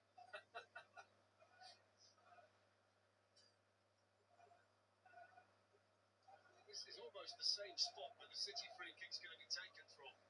Where Tonali put it in for Burns' header in the first half, the goal that was disallowed. offside.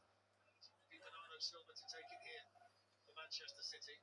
They all get themselves back on side. Haaland then just trying to feather it towards Pope's goal. The poor delivery, wasn't it? Let's be fair. I'm a United Pace fan, on the mate. ball was United, I'm a wreck. difficult one and half volley for Haaland as well. A waste. We are on the red side. But tonight, we're all on the blue side. Tomorrow, Looks on City faces, we're also putting despite Tottenham, the lead. They know how believe it critical or not. the 11 games after this We're also in the putting Premier Spurs League will tomorrow. be. They're still in the FA Cup. They've got a League Cup final to come and a knockout match in the Champions League as well. So still fighting on four fronts. Just get the feeling though this is the one that Pep wants more than the rest of them. Yeah, you get that feeling. And I think it's they're going to have to sneak up on Arsenal, come from behind for sure. But at the end of the day, I think that's all you think. You judge yourself and you think you can win the season.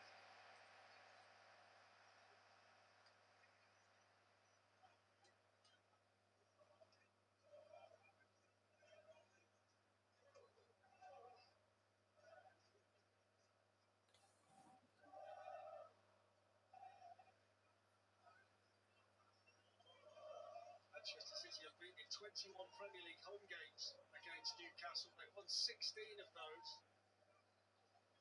Before today, they've won 6 in a row at home against Newcastle without conceding a goal. So, Lewis Hall goal in the first half has them in the match. 2-1 down. Rodri sends it forward here towards Nunez. Defending their Barnes. That's a foul by Chilwell Moore. Yeah, just what Newcastle are doing really well. They're going 1v1 at the back of Haaland and Werner, because that's why City are finding it very difficult to get out.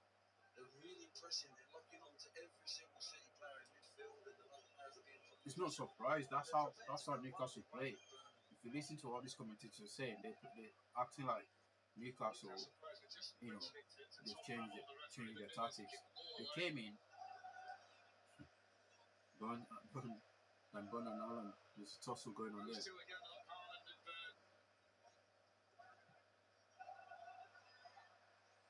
Haaland wins the header, which is no mean feat. Falls then for Barnes, who lifts it back in. Donnarumma's come a long way, and then it's hooked back in by Ramsey. And then Bernardo Silva had to be the dominant one in the air, which is not always easy for him. Barnes in towards Burn. There's Haaland again, and the offside flags up against Newcastle as well. Offside. Look at that though. Look at the players going to celebrate with Haaland having won that aerial duel against. I'm telling you, the way Haaland plays, right? If he doesn't score, he grits. Right? He grats more than any player on the pitch. Look at him defending. He's in the box defending. Look at everyone giving him a hug. High-fiving him. He put in so much work. He put in so much work. Whether he scores or not, you can't take that away from him. His work rate is different. I'm probably going to take him off now soon because he looks tired now. He looks knackered. Probably done it better in the second half, but they're prepared to put everybody pressing in there and stopping them, making Donnarumma play long.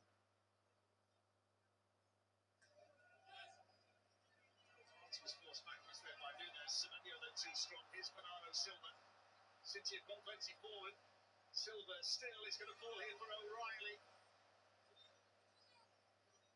Bernardo Silva clips it in. That's headed away by Hall for Newcastle. Anthony Gordon quickly there ahead of Mark Gahey. And that's a foul on Joe Linton. Oh, 3-on-2. Anthony Gordon went offside. He wanted the ball played forward quicker. Talani now to Elanga. Kusanov comes over in defensive level. Here's Gahey. They're now ignoring.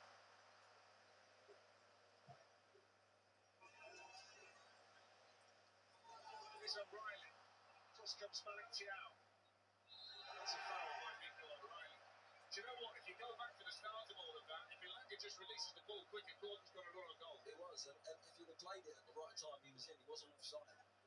But it was a great opportunity. But Kusanov, that's why Pep put him on at half time, to lose his place. This is Good thinking. Joelinton uses the ball really well. This is the moment. There. He plays him in behind. It would have been a good race. He doesn't. He makes another run to the 30, but Kushnoff gets a couple and uses his pace to save the day.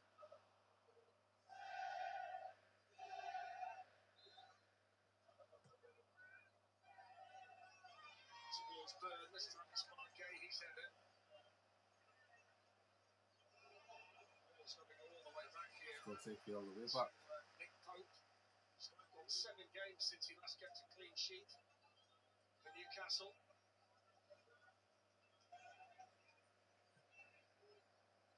Harvey Barnes.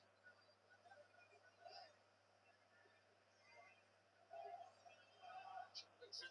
Now Hall.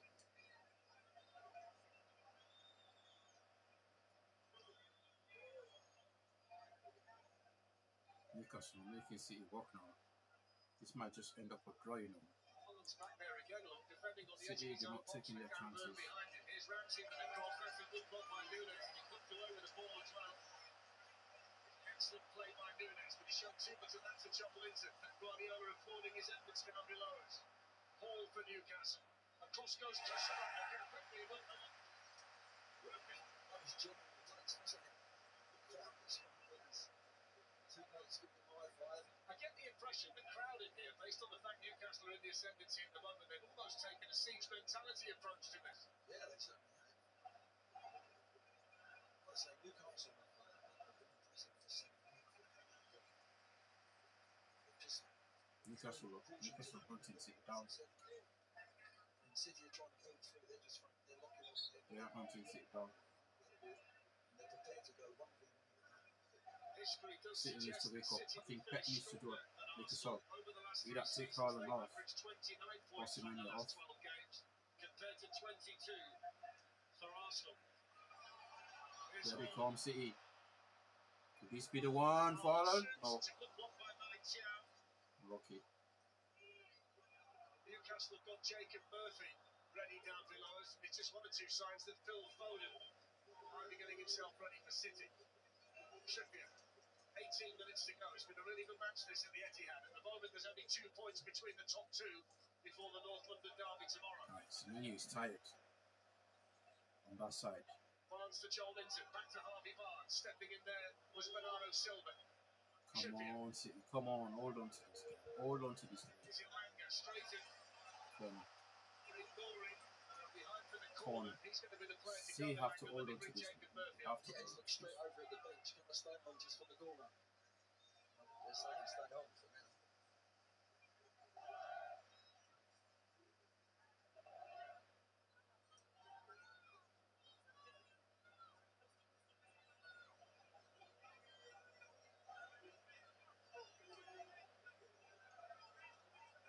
So Langer is going to get the chance. Is he going to take the corner? No, he's not. He's going to leave it for Hall.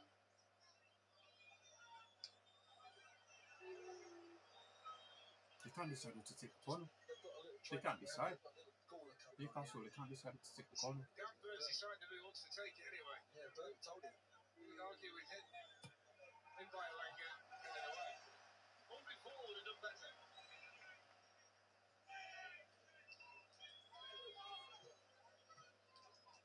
Trippier. Ball and Martial straight forward. Trippier's got the ball. He's got to bring Phil Foden on. Put it in with the 2 big Foden fellas needs to up come there. on. They've got the 2 centre backs up there from the corner and Rodri has not trying to stopped find showing. an angle to get it in. Kick now for Anthony Gordon. Haaland back there. Haaland is back defending for this team. Bro, this guy is a beast. I think Pep will leave him on for the fight.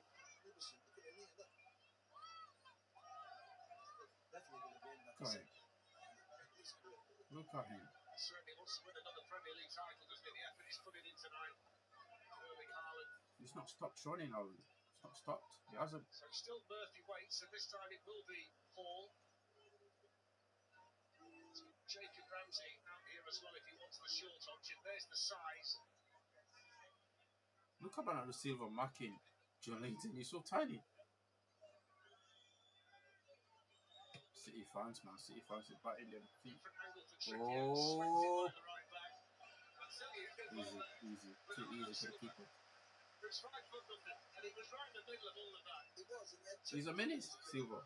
Silva's a menace. Jolinton and Tower. He doesn't care how big you are. He just goes for you. Look at that. Literally. Fair play. Manchester City struggling to keep the ball. They've got it now. This Haaland holds off Jolinton, sets off towards the Newcastle goal. You've got to bring it back, Ref. He's up there on his own. That's what I mean. Many is tired. Because they know just how big 3 points are. And they know that their team are not playing as well as certainly they were first half. They've got to get them through this. There's something at the moment. City gets the ball in the counter.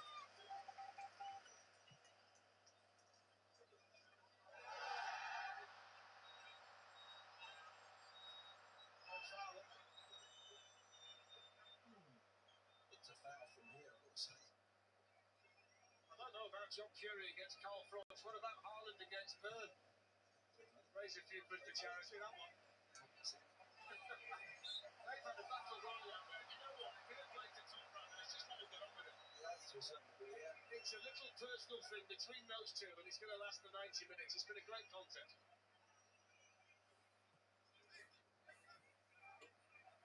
Yeah, they're a bit feisty at the moment.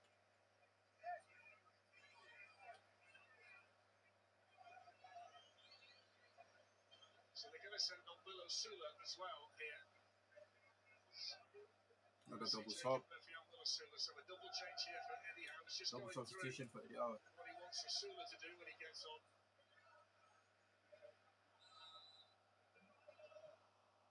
It's a really big 13.5 minutes on the cards here in the title race for Manchester City, leading 2-1. Here's Joel Linton with the shot. Close, not close enough. So here are the changes. He's had to wait a while, Murphy, but he's on to replace Elanga. Murphy's coming on for Elanga. Advice there from Jason Timble. Will Osula moves on to replace Anthony Gordon.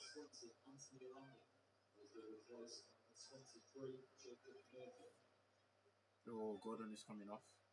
Also for Newcastle, number 10, Anthony Gordon, will replace number 18, William Sula.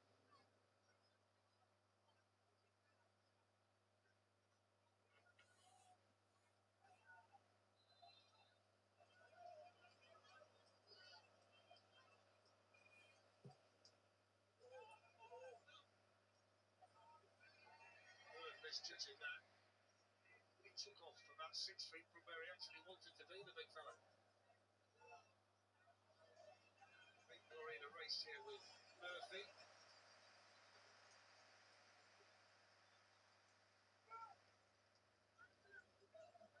Here's a reminder of what the Premier League table looks like at the moment. 2 points between Arsenal and Manchester City. Aston Villa dropped a couple earlier today with a home draw against Leeds. Chelsea held at home as well against Burnley. So it looks like a straight fight between the top two. And Arsenal at the Tottenham Hotspur Stadium for the North London Look derby. at Haaland. He's not stopped running, bro. The guy's still chasing that ball. Ooh. Offside against Barnes. Barnes, something is wrong with him. He just injured himself before start when he came on because he's not been himself. Harvey Barnes, something is wrong with his hip or his knee. It's just started raining again, and the Etihad has been dry for a while, but it's coming down again. It's Mark Gahey.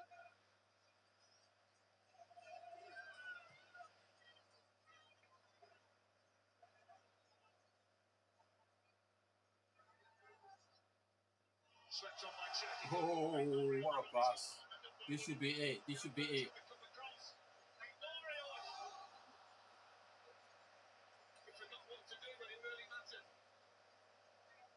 There's a tad of panic in there, wasn't it? He's looking for Haaland, actually, first and foremost, but in the end, I don't think he could find the right angle.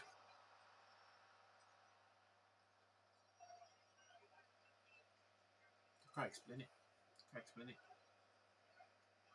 It's crazy, really, how the game's turned on its head, because it was Newcastle playing on the counter in the first half and Manchester City controlling things, and it's flipped around in the the second. It's City playing on the I can't explain what I just seen from McMurray. alluded to it a little bit earlier. I can't explain it. Because I think they're Yo, getting a bit nervous. it's 2-on-1, He's tried, right? he's looked up, he's looked 2-on-1. again. I think he wanted to. Oh, then he tried to cut it in slightly, and then the ball hit his second foot. So he can't actually play that ball across. And then Even Pep knows. either one or the other. Even Pep knows what happened there. He knew, like, he's got his hands on his head. Might need that one in a minute. So into the last 10 minutes, big 10 minutes. Arsenal fans and Newcastle fans. At the moment, City fans are pensive and tense. There was 2 O'Reilly goals in the first half. The ball deflected out 2-1 to Manchester City, and Dan Burn awaiting this delivery from the substitute Jacob Murphy.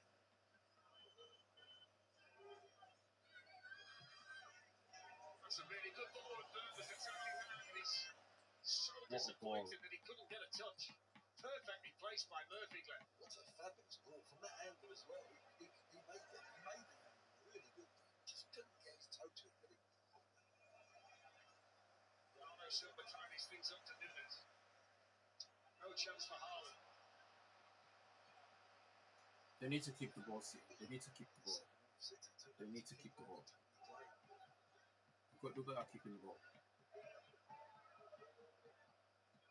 Holman's just sat down on the City bench. There's no sign at this stage he's coming on. John Stones, Rico Lewis, Van Leeuwen.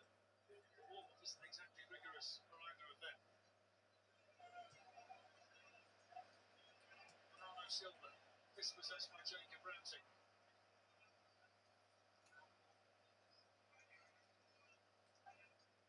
Nicely done by Hall, Ramsey. Through it goes towards Murphy, but too much on it. Honestly, when they travelled the distance they travelled, the week they had Newcastle. Full credit to the players who are still in there and fighting with 8 minutes left. Yeah, definitely, particularly the second half. They've been really composed on the ball. They've got in behind City a few times. They've won the ball back quickly from City. As you said, we alluded to, but they've made City, forced City to play on the counter. Great effort there from Hall. They've got right across the pitch to put the pressure on.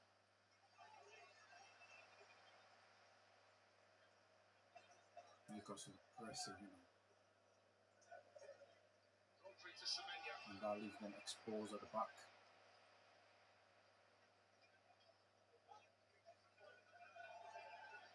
It's Cherky. Look at the way City are walking the ball.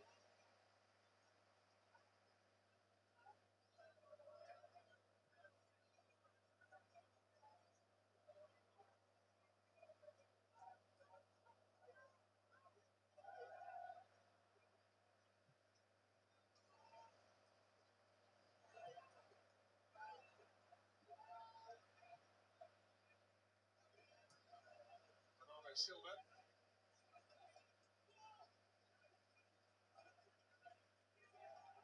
Sort of finding Cherky. That's a nice flick to Haaland and Dan Burn. Never far away from him.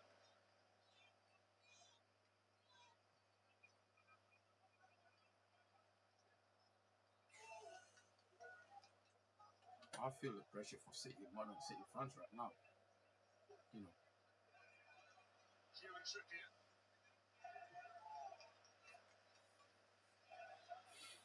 Sandro Tonali. Murphy.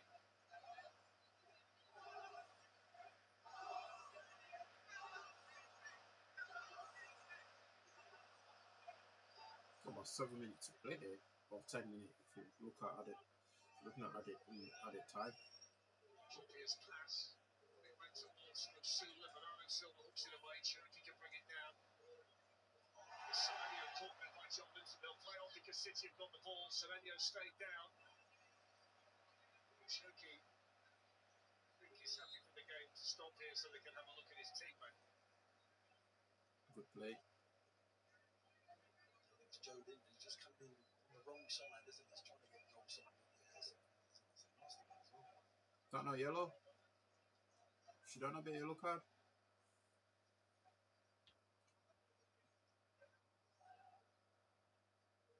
Look at that. Dan Bird's got a big cut on his knee as well. It's been in the wars.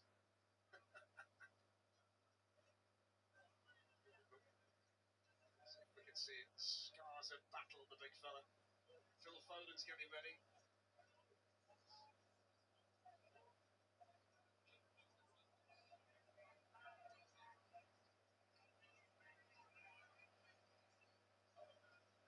He's going to come on to replace Antoine Semenyo.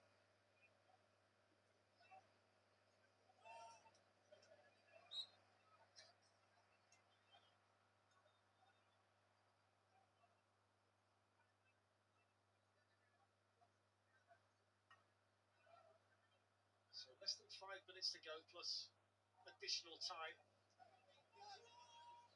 Manchester City 5 minutes away from closing the gap at the top to 2 points, but they've got to get over the line. They're not beaten yet, Newcastle. O'Reilly holding off Malik Thiam, just quickly on the scene. It's Cherky.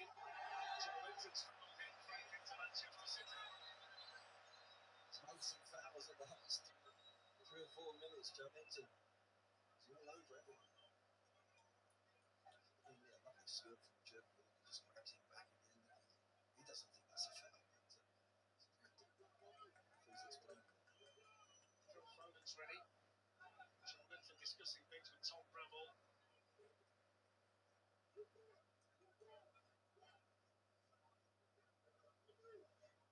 So it's game over. Semenyo.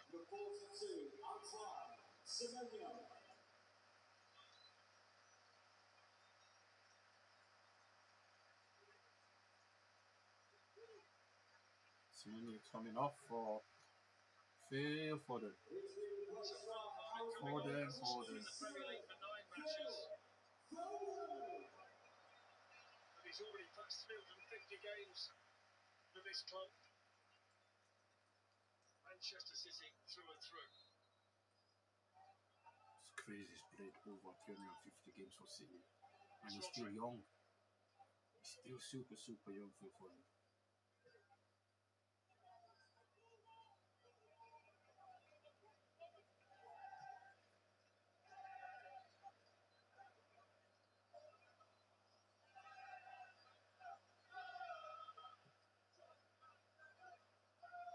Burn's header. Flipped on then by Ramsey. Here's Murphy. He was hoping that Asuna was there. The minute he passed it, he realised he wasn't. I think Dave does really well because he just holds his ground. He says if you go in there, you're going to be offside. Riley couldn't hold off Malik Thiam. Got about 6 minutes to play. Pep Guardiola's full of energy down there, trying to help his team over the line. Cleared away by Nunes. Paul. Kusanov just able to reach it with the jump. Joel Linton. He's got to give him a yellow. He's got to get a yellow. All he's done is yellow. It's foul since he came on, Joe Linton. All he's done is fouls. That's the 5th yellow card for Newcastle. So they're going to get a fine now for that. 5 yellow cards in this game. There you go. Thanks very much. Exactly what I wanted. It's a foul on Rodri. That's the 5th yellow card for them. So the yellow card for Joel Linton.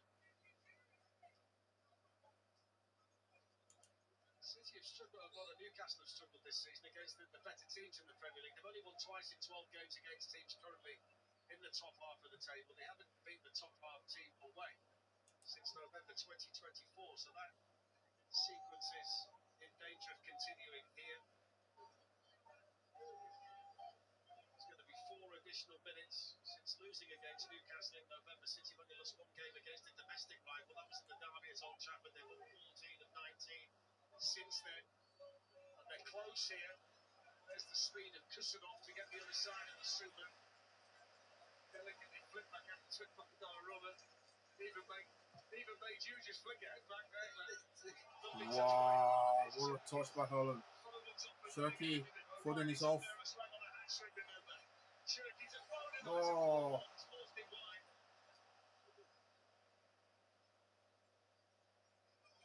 Oh, look at that for feet. Phew. Nunes. Foden. Foden is taking it to the corner. No.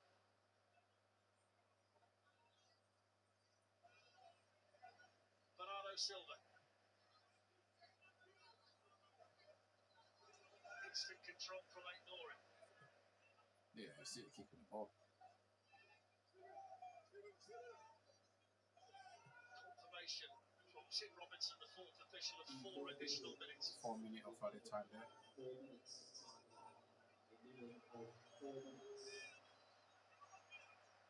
Margay gets away from Murphy. Plays it through for Erling Haaland. Haaland looks to accelerate away from Foden. Now Kane poked to meet him. Foden takes it down. It's Foden. Keeps Newcastle in the game. Wonderful bit of skill from Foden there. Wow. What a goal that. Some goal that would have been. Bernardo Silva. Pep Guardiola's a mile out of his technical area down below us. O'Reilly. Rodri.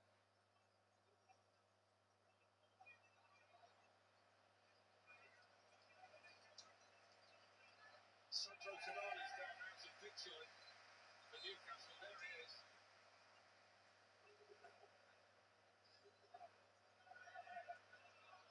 The chance. I think Ireland's done the right thing. He's kept it away from home. Bruno's really well.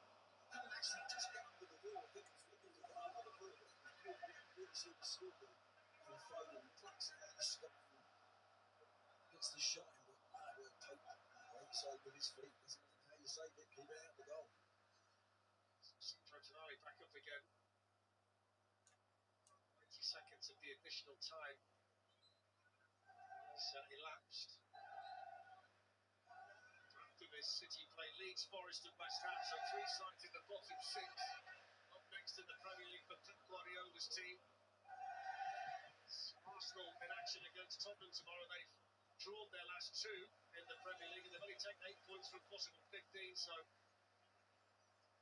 they're not as strong as they might be at this stage, and Manchester City are very much breathing down the necks of Mikel Arteta's team. Who's the player of the match, Ben? Well, without a doubt, Nico O'Reilly. He's been excellent, really. Not much in the second half, but first half he was outstanding with the 2 goals as well. You'd have thought he was a centre forward at some stage. He could play in so many different positions as well. What a fabulous performance from the young man. He scored against Fulham, scored 2 today. The first time he scored 2 goals in a He Premier was League man of the match His against 2 Fulham. goals at the moment are And man of the match again today. decisive for Manchester City. 90 seconds of additional time left to play. Is there one moment here for Newcastle? Can Manchester City, who haven't been in their best in the second half, get themselves over the line? I think Newcastle's second half have been excellent. They really have. They've given a great goal. Trippier. Jacob Murphy. Time running out for Newcastle. Jacob Ramsey. Trinity chasing. Timber plays it forward. Murphy. Margay there. Then O'Reilly and now Bernardo Silva. Off it goes to Haaland. Up against Dan Burn. Haaland on his left foot. Runs into Valencia now.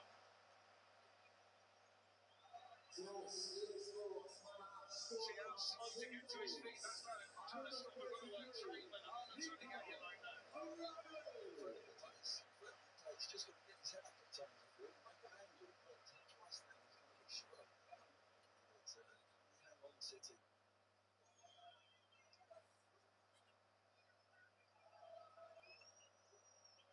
Dan Burn has had a battle royal tonight with Erling Haaland. Maybe there's one more cameo for those 2. Launched forward by Trippier. Up goes Haaland. So did Joe Linton. Shot comes in from Barnes. And it's deflected behind for a corner. So there is going to be one last chance here for Newcastle. Donnarumma actually gets a little touch on it. He's in the mix. They all go up. They're looking for the second ball. They get on the second ball. It's a really good effort from Barnes, but Donnarumma just gets his finger to it. So pumps it there. Bro, you watching this game? Divine intervention for Newcastle. Last chance for them. Here he goes. Donnarumma gets a piece of it. Pope was jumping. Haaland puts it away. Murphy. The City crowd paying for the full-time whistle. Hoisted forward by Trippier. All kinds of collision to the middle. Sandro Tonali lifts it in. Bernardo Silva, the back post, gets his head to it. And the referee blows the City. full-time whistle. The match of the City Cup. Arsenal's lead to 2 points with 11 games left. And Mikel Arteta's team can Come on, City. Tomorrow, Spurs. We hate watching for. Tomorrow we support everyone. City fans, United fans, Aston Villa fans, Newcastle fans. Everyone must support Tottenham tomorrow. Everyone, every single one of us will be supporting Tottenham tomorrow. Look at Pep. Look at Pep. O'Reilly, again, man of the match. We won man of the match against the in that Fulham game. And tonight, not man of the match here again. Absolutely massive. I mean, they were brilliant first half, some of their forward, but it's the character that they showed. They've dug in deep.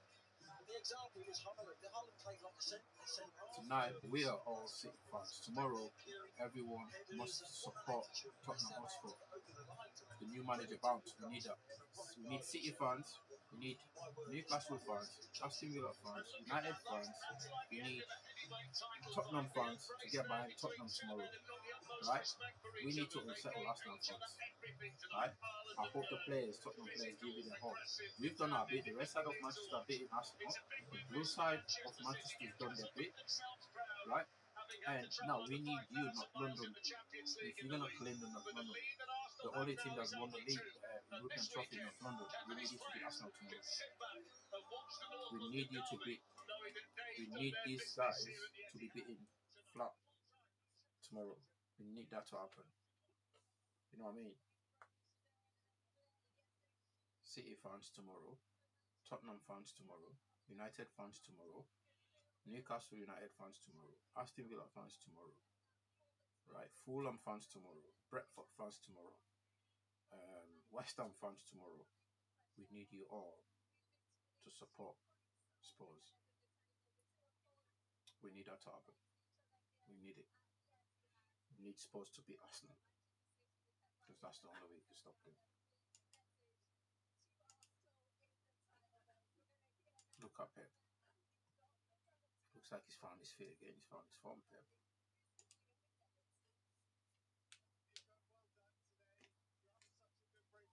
Shows your versatility again tonight. Your first Premier League brace. You can't beat scoring goals, can you? I'm over the moon tonight. I mean, the win was the most important thing. By closing up and applying for pressure as possible. 2 attempts and two on target as well, and he scored both goals. O'Reilly. As a young player here, you were looking at this team win titles. You're now a very big part of your own team. No, it's good to see, man. It's good to see. It's good to see. But we got back Tottenham tomorrow. Every single one of us got back Tottenham. Rodri is back. If you watched his game tonight, Rodri is back to his best. I'm not even joking.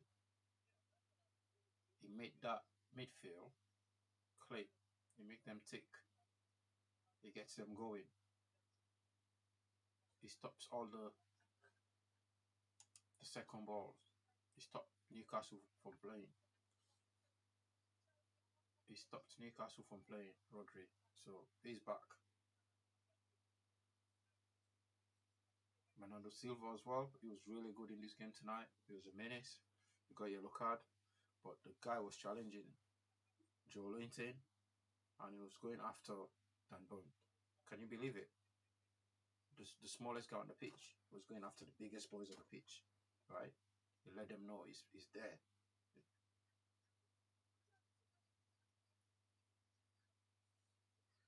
As much as he pains me, tonight I support a City, man.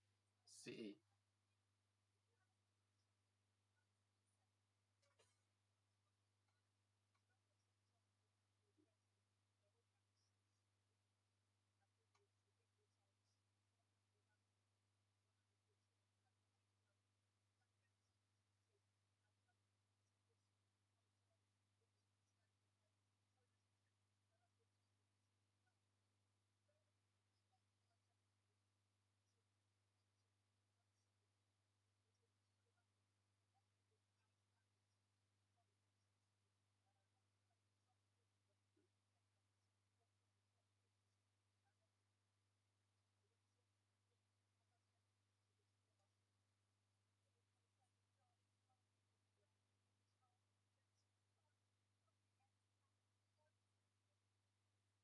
Oh, we got boxing tomorrow as well. City fans, congratulations. I know you're gonna win. I know you will not let us down. I know you're gonna win the league, City fans. I know Manchester City are gonna win the league. Look at the table, bro. Just look at the table in front of you, right? This title is in your hands. You've done it 8 times or so. This title is in your hands, but we need Tottenham Hotspur to do their, to do that. They need to play their part. If Tottenham fail to play their part, they need to be they need to make sure, everybody else needs to make sure, if Tottenham don't beat Arsenal, every other team they play, they need to make sure Tottenham get relegated. We need to make sure we pray to see Tottenham relegated if they don't beat Arsenal tomorrow, right? They have to. If they beat Arsenal, we'll do anything for them to stay up. We'll pray for them to stay up. We'll fast for them to stay up, Tottenham, if you beat Arsenal tomorrow. But Nico O'Reilly, 2 goals for him. He played really well first half. He didn't see much of the ball second half. And he won man of the match. Again, he's a local lad. It tells you everything about City. How that team has come, that club has come so far. Right? You might not like it, but it's just a fact. You see the academy players winning games for them. You see that? That's what it's all about. When was the last time we've seen anything like that? United, the red side. But City fans, you just go win it. Just win it. I'm not even mad at you anymore if you win the league. I'm not. As long as Arsenal don't win it. But if Tottenham don't win, if Tottenham fails to beat Arsenal tomorrow, we have to make sure Tottenham get relegated.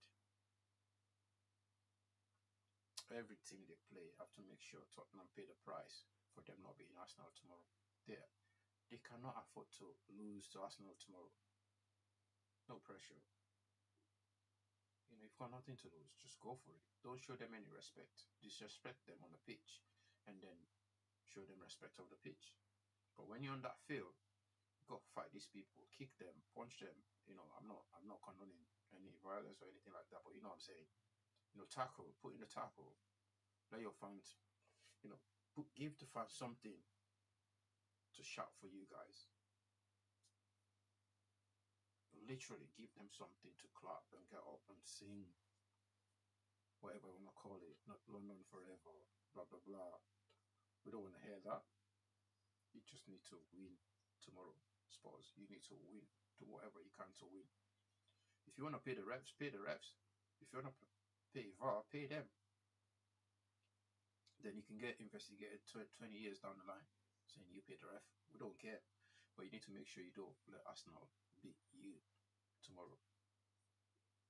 And if they do, if you allow Arsenal to beat you, I'll pray for you to get relegated, Spurs. I'll pray for Spurs to get relegated. Arsenal fans are nervous right now. They're coming into the Arsenal fans. They're coming in and out of my stream. They're coming in and out of my stream. We watched for Arsenal tonight, and tomorrow we'll do the same. We'll support Spurs. Where can I get Spurs shirt so I can support Tottenham tomorrow? How do I do that? But anyway, the fact of the matter is, we need Tottenham to do the business tomorrow. City have done their business. Brentford did their thing, right? Who else did they play last? They got drawn. They did their own thing, right? United did their own thing. City done their own thing tonight. And City still got to win their own game against Arsenal, and I know they'll win it at the Etihad. They'll win it. So all you got to do tomorrow, Spurs, is win the game. It's not magic. Arsenal players will be feeling the pressure tomorrow so hard. They'll be feeling it. Those players, the fans, the butlers, they will put. If I'm Tottenham, yeah, I will leave a bottle of water, right, in every away fans. Seats. And I'll pull up a tifo with a bottle of water in it. That's what I would have done tomorrow if I was directing anything. I suppose I'll do a tifo of a bottle of water so that when the players come out, the first thing they'll see is that bottle of water, tifo going up. Right? Play mind games, mind games. Then leave a bottle of water or even an empty bottle on every Arsenal fan seat. The away fans, you gotta leave a bottle of water there tomorrow. Tottenham, if you're listening, if anybody here from Tottenham listening, play them the mind games. Do a tifo tomorrow with a bottle of water, a bottle of something. Do a tifo, pull up, put one. Mind games. I know some people say classless, but that's what you need right now to stop us now. You need to be classless to stop them. And then leave a bottle of water on every single Arsenal fan's seat. Just remind them for the last 4 or 5 years what they've been through. You know? I want to hear what Pep's got to say. The interview coming up now. Pep.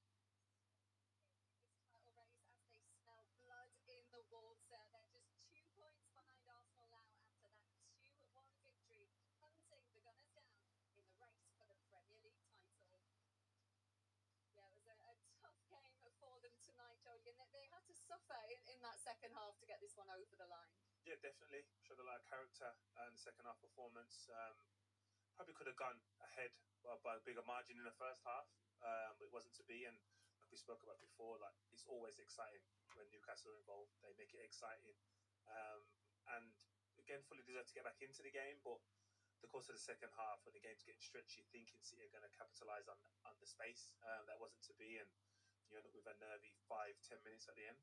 And if you're an Arsenal player right now with a big North London derby tomorrow, what's going through your mind, do you think, Joe? I've been in that situation where you got a big game the next day, and you know you need to win anyway, but you're all watching it. You're in the hotel, and it's a bit deflating because they would have been thinking Newcastle the last 10 minutes could have got something. So you got to get yourself to bed, get up tomorrow, and it's great. I love it. It's a proper title race because we thought for months ago, me included, thought this is going to be Arsenal's all the way, and it'll be finished in maybe April, and but this is the first time I've looked at Manchester City now and looked at them and looked at the spine of the team: Donnarumma, Mark Gurley, Haaland, Rodri, Semenyo. No, but they look like men. Do you know what I mean? They look like they're right up for and this place was lively tonight. You can't see them dropping too many points. So Arsenal are going to have to be brilliant from now to the end of the season. And Haaland not on the score sheet this evening. Both the goals from Nico O'Reilly. Just how well did he do, Julian? Because both the goals probably avoidable from a Newcastle point of view. Yeah, from slightly avoidable, but you got to give credit to Nico O'Reilly, especially his willingness to run in behind. And I spoke about him before. He's so important to the team now. Because we have ball players and people that are comfortable, but this is the difference. His ability to run behind the forward line, and again, we could critique Newcastle's defending if we want, but take nothing away from the way to pass, the confidence to take the shot on. Again, could he pass to the world's best striker? But no, he sees the opportunity to strike and he converts. Yeah, it's a wonderful finish. He just cuts across. I thought maybe he'd let the ball come across from his standing leg a little bit too much, but he just cut across it and took it away from Pope. And in this one, he's finding in that little pockets. This is somebody who could be left back for England, realistically, at the World Cup. He's playing in the number 10 position there. He's found it. It's a beautifully timed run, and he gets up early. The great ball from Haaland, where he stands it up exactly where you want it, and he's coming in great momentum, and he's up early. And look at the strength. But you, like many, Joe, won't recognise that is his natural position. Yeah. He's only ever played as a 10 in the academy, so these things and these scenarios aren't unfamiliar for him. How much do you think he's enjoying this run that he's getting now in that preferred position, and how much are you enjoying watching him? Yeah, both equally impressive. I think as a young player, you want to play, you will say, yes, I want to play in it and I'll play anywhere. But when you're given the opportunity to, in such an incredible team, at a vital stage of the season, you're given an opportunity to play in your best position because the manager trusts you to influence the game the way he's done. That can only give him so much confidence. And like Joe said, he can go to the World Cup, and I believe if he goes to the World Cup, he'll only be considered as a left back. But to play a pivotal role in what this club are about to do this season could be confidence. Because he got his first couple of caps in November. What do you think his chances are? Do you think they're high because of that versatility he brings? Versatility is crucial, especially at a tournament, and the left back position is wide open. Nobody's. We're talking off air, like nobody's grabbed it yet, so he could play there. And then if he does play, I agree. I don't think he's going to get anywhere near the 10 position or an 8 because we're really stacked there. But he'll certainly be on the plane. And if he keeps performing like, and a lot can change. There's 12, I think there's 11 games to go now for Man City, maybe. You know, they're like 11 cup finals. And if you're performing and you're at it, and you're going to be in Thomas Tuchel's mind. Is he becoming one of Pep's undroppables? I think he is, yeah. Again, it's easy to recognise that because he scored 2 goals today. But I think in previous games he's shown his athleticism.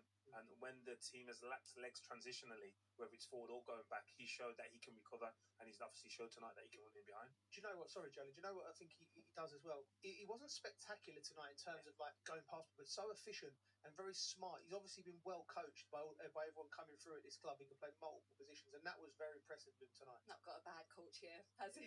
Let's talk about Erling Haaland then, because not on the score sheet, Jolyon, but 42 touches, which is the most that he's ever had in a Premier League game. What was good about his performance tonight?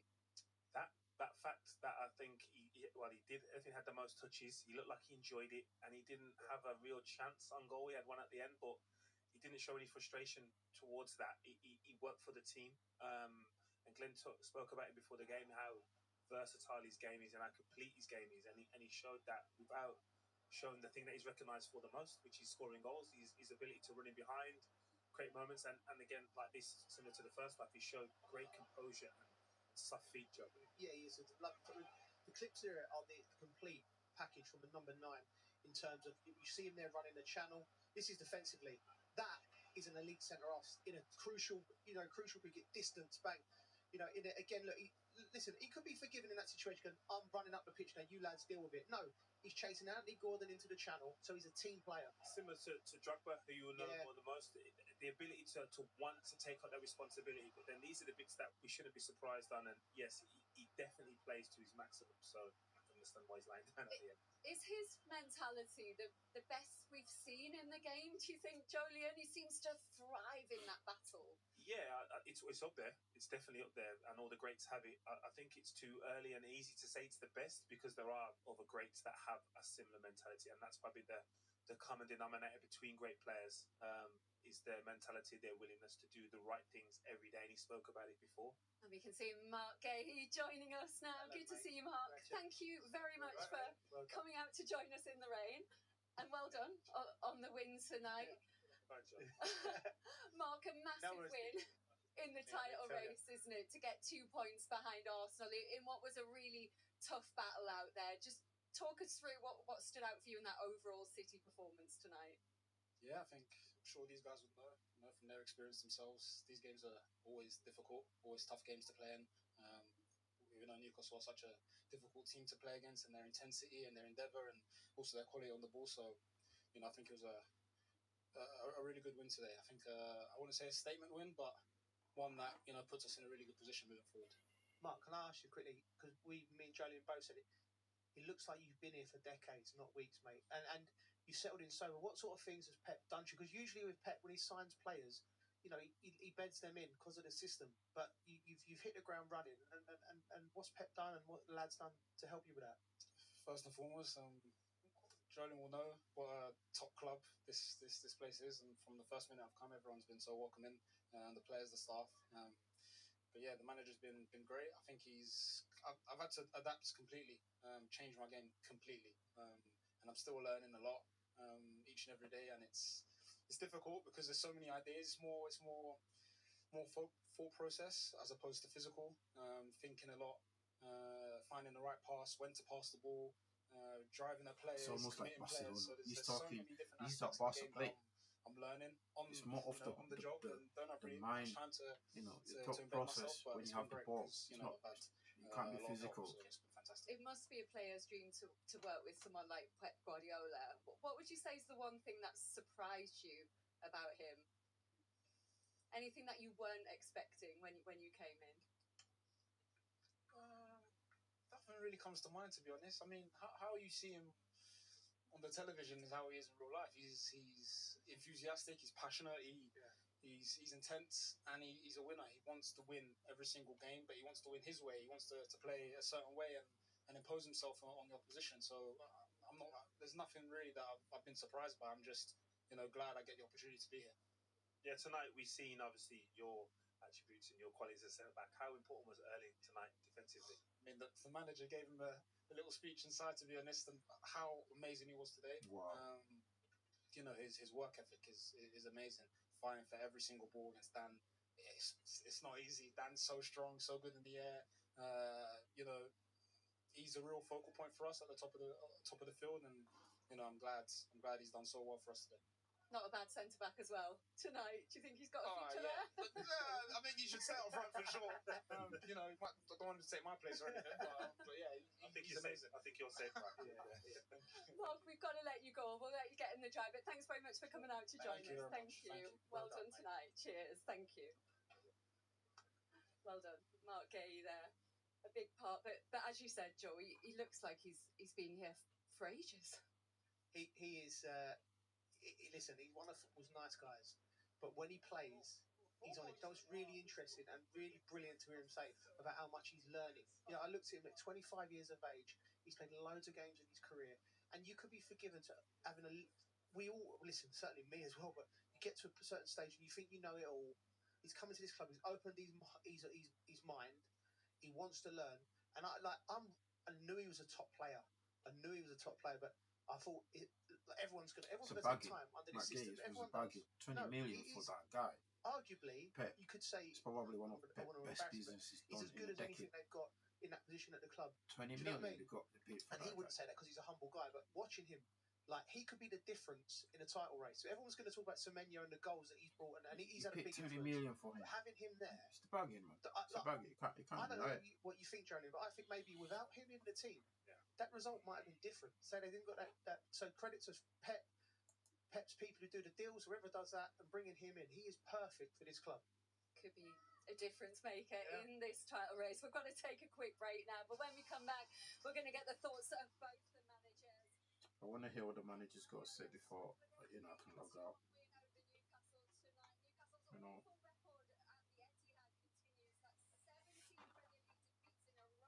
But look at that poll. The poll from the start. 76% City to win, draw 14% Newcastle, still no chance, 11%. We can officially end the poll now.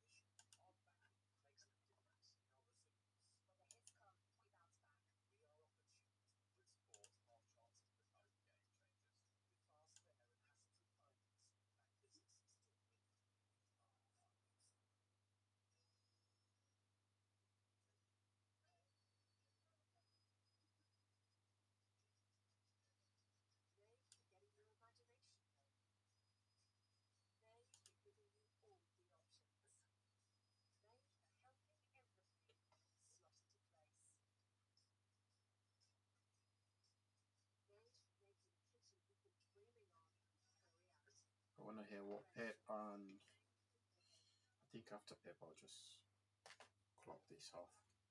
I want to hear what the manager's got to say, because I'm more interested in what Eddie Howe has got to say, because why did you change your tactics for first half? Right? I understand you've only just come back from Europe. I think he's going to mention the European football, and I think that to be honest, when you watch them tonight, you can tell they're tired after playing that game, and they've got another game coming up this week as well, Champions League game coming up. So, and for City, because they finished in the top half of the Champions League, they didn't have to travel, so they can have an extra 3 days off or 4 days off, before they play the next game. Whilst Newcastle, they came back from there, and then boom, they've got City. They've got to play again another game on Tuesday or Wednesday, the return leg. So I'm intrigued to hear what Eddie Howe has got to say about that, because it'll be interesting to see how that impacted his players. And and he's probably picked up a couple of injuries as well tonight. Those players have picked up a couple of injuries tonight. You can see it. You can see it now.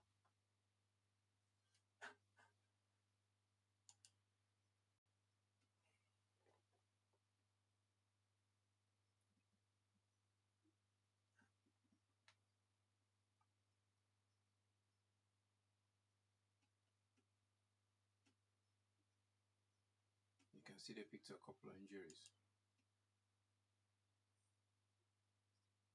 Tonali is probably gonna be out unless if it's nothing serious, but he was holding his knee. His knee was quite sore, was quite red, and Willock looked injured as well.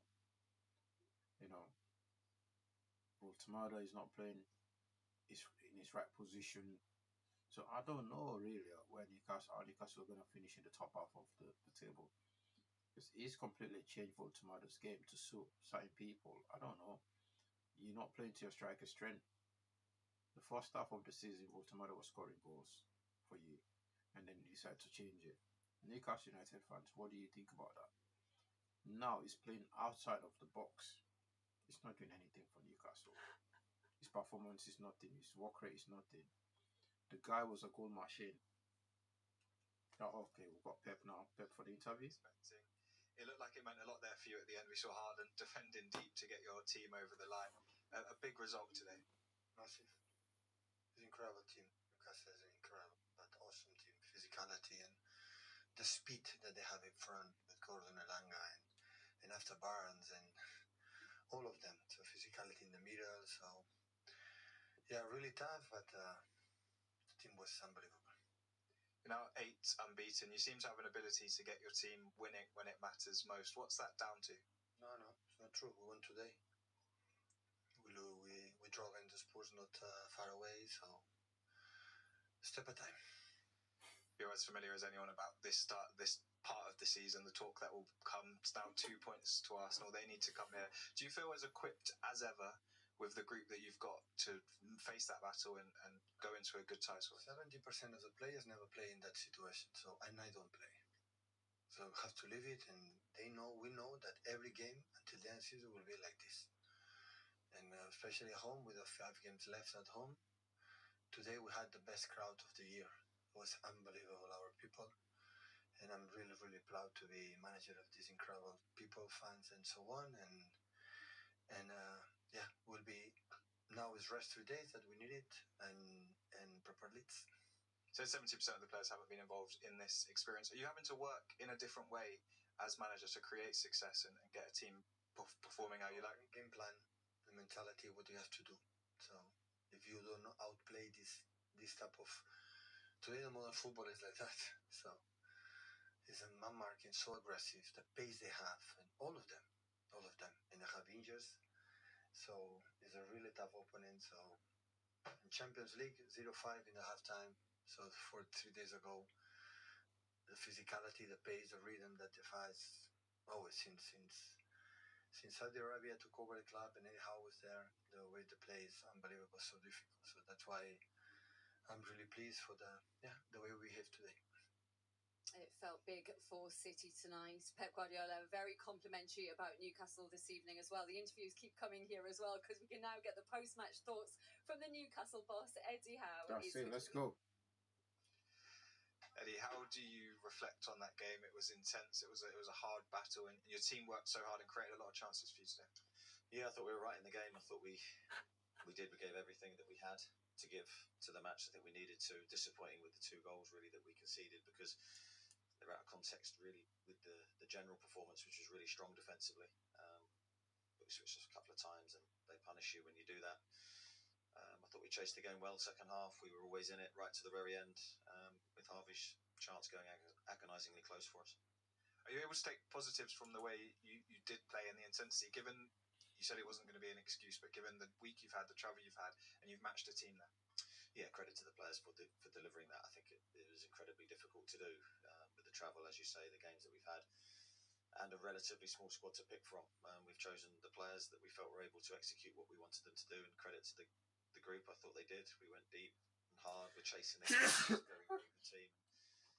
Any mistake, we have a transition, we've got to recover and sprint back in. And I thought we did that to a man excellently all through the game. So do you want your team to be fluid, to find solutions to Manchester City, especially in wide areas? You got into some great positions. Was that something that you really wanted to utilise today? Yeah, there's a couple of things that we were looking at today in possession, and I thought they came out. And I think just the end product, the last cross, the last finish, wasn't quite to the level final ball with the territory that we had. I think we should have been delivering more. But again, I think you've got to credit the opposition as well to a degree for that. But there's several occasions where I thought we could have done better. But we kept going and we kept believing, and I think that's a massive thing here. We haven't always been in the game in late stages when visiting this stadium, but today I thought we were more than deserving of that opportunity to equalise. Yeah, still lots of positives for Newcastle to take from the performance tonight, but for Manchester City, it's all about that 2-point gap now between them and the Gunners. And Pep Guardiola talking about the experience in his side, but Jolien saying that 70% of the players don't know what it's like to get over the line, but still more than Arsenal. Yeah, I don't know if he meant it to be an indirect message towards Arsenal. The fact that he referenced 70% don't know, but there's a very high percentage at Arsenal that don't know. So if he sees that as relevance, then that's one plus for the group here. They have more experience of being in this scenario and seeing games out and seeing seasons out. So hopefully they can build on tonight, because it wasn't just as a glamorous performance. It was an important performance. And we keep hearing this season that Arsenal have got the best squad in the league, Joe. But if you looked at the City starting 11 tonight, but also the bench this evening, they're not that bad themselves, are they? Yeah, the bench was frightening. It really was. There's so much quality.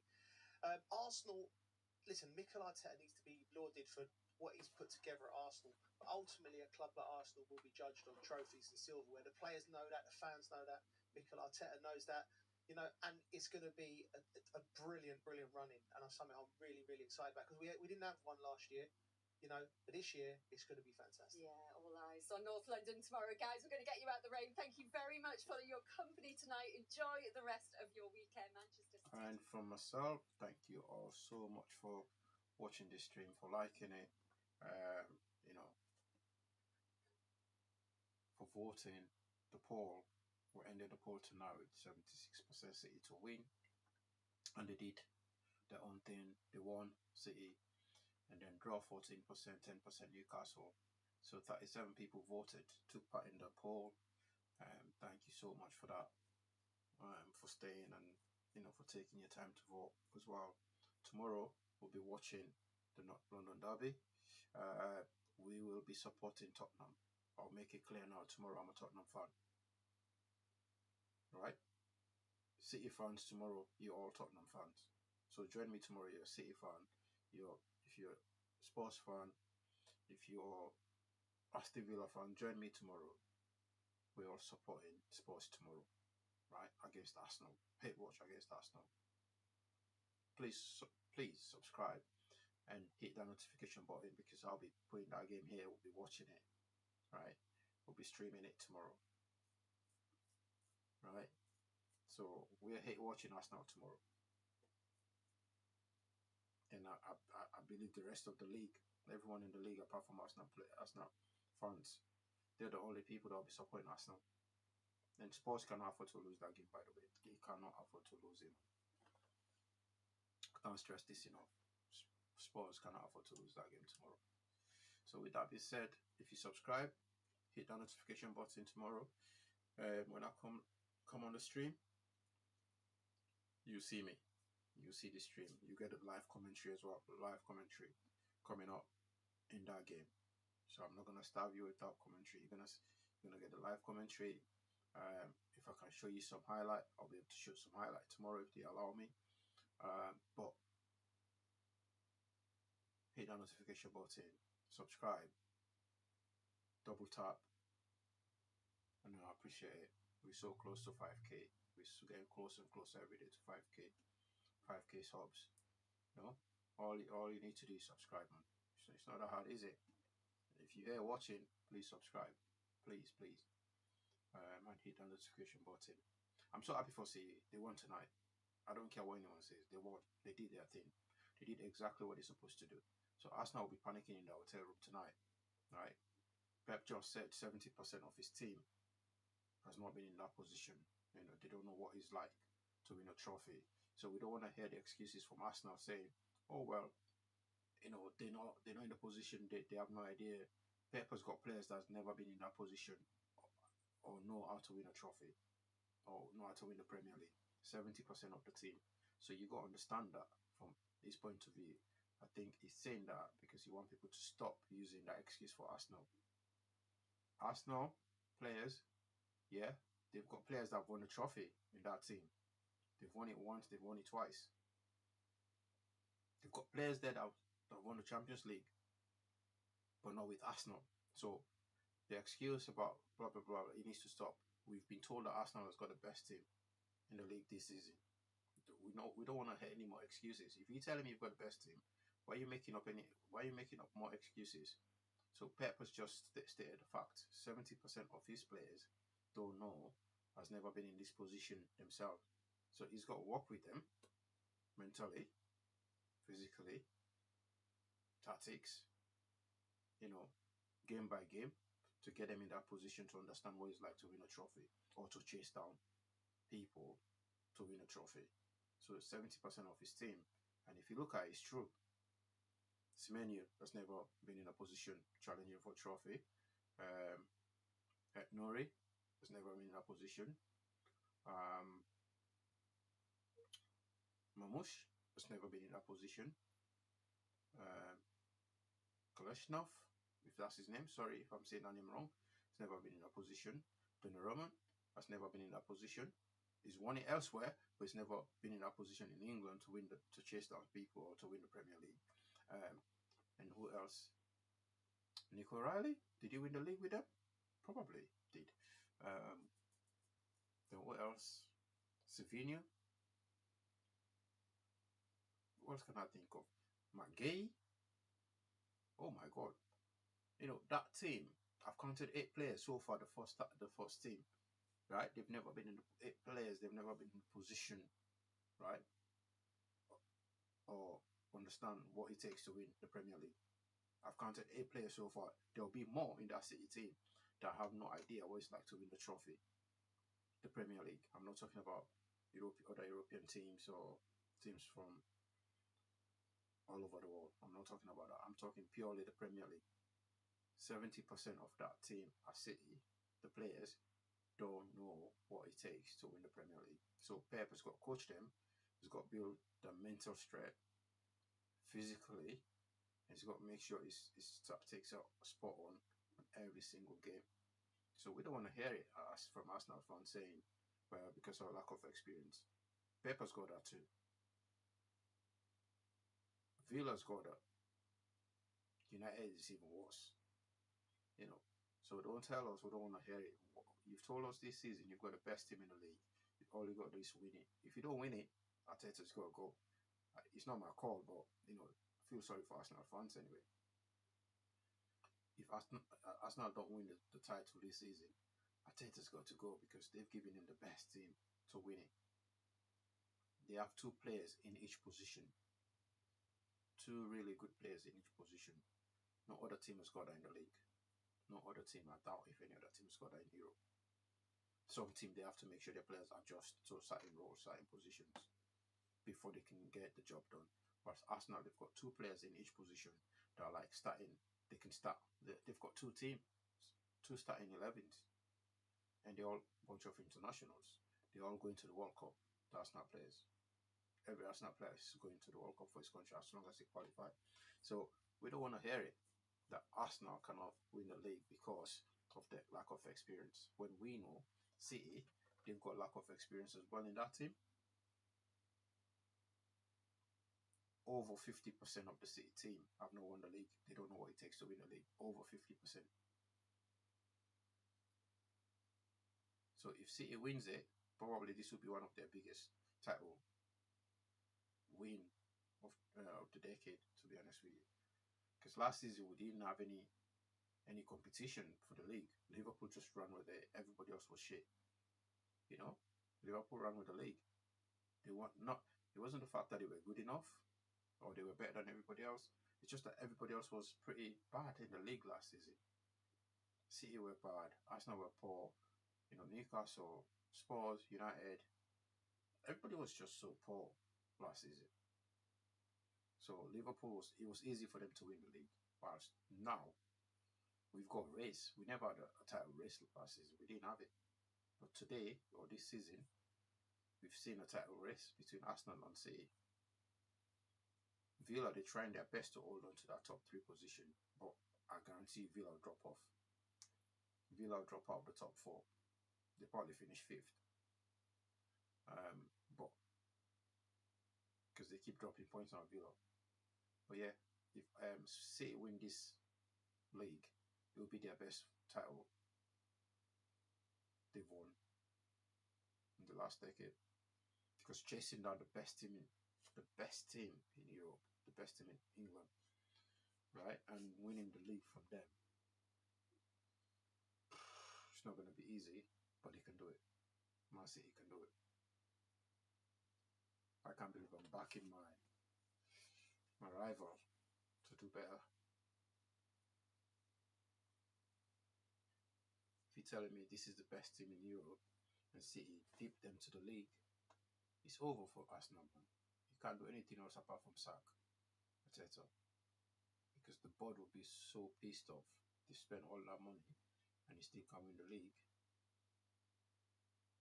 That would be absolutely, oh, I don't know.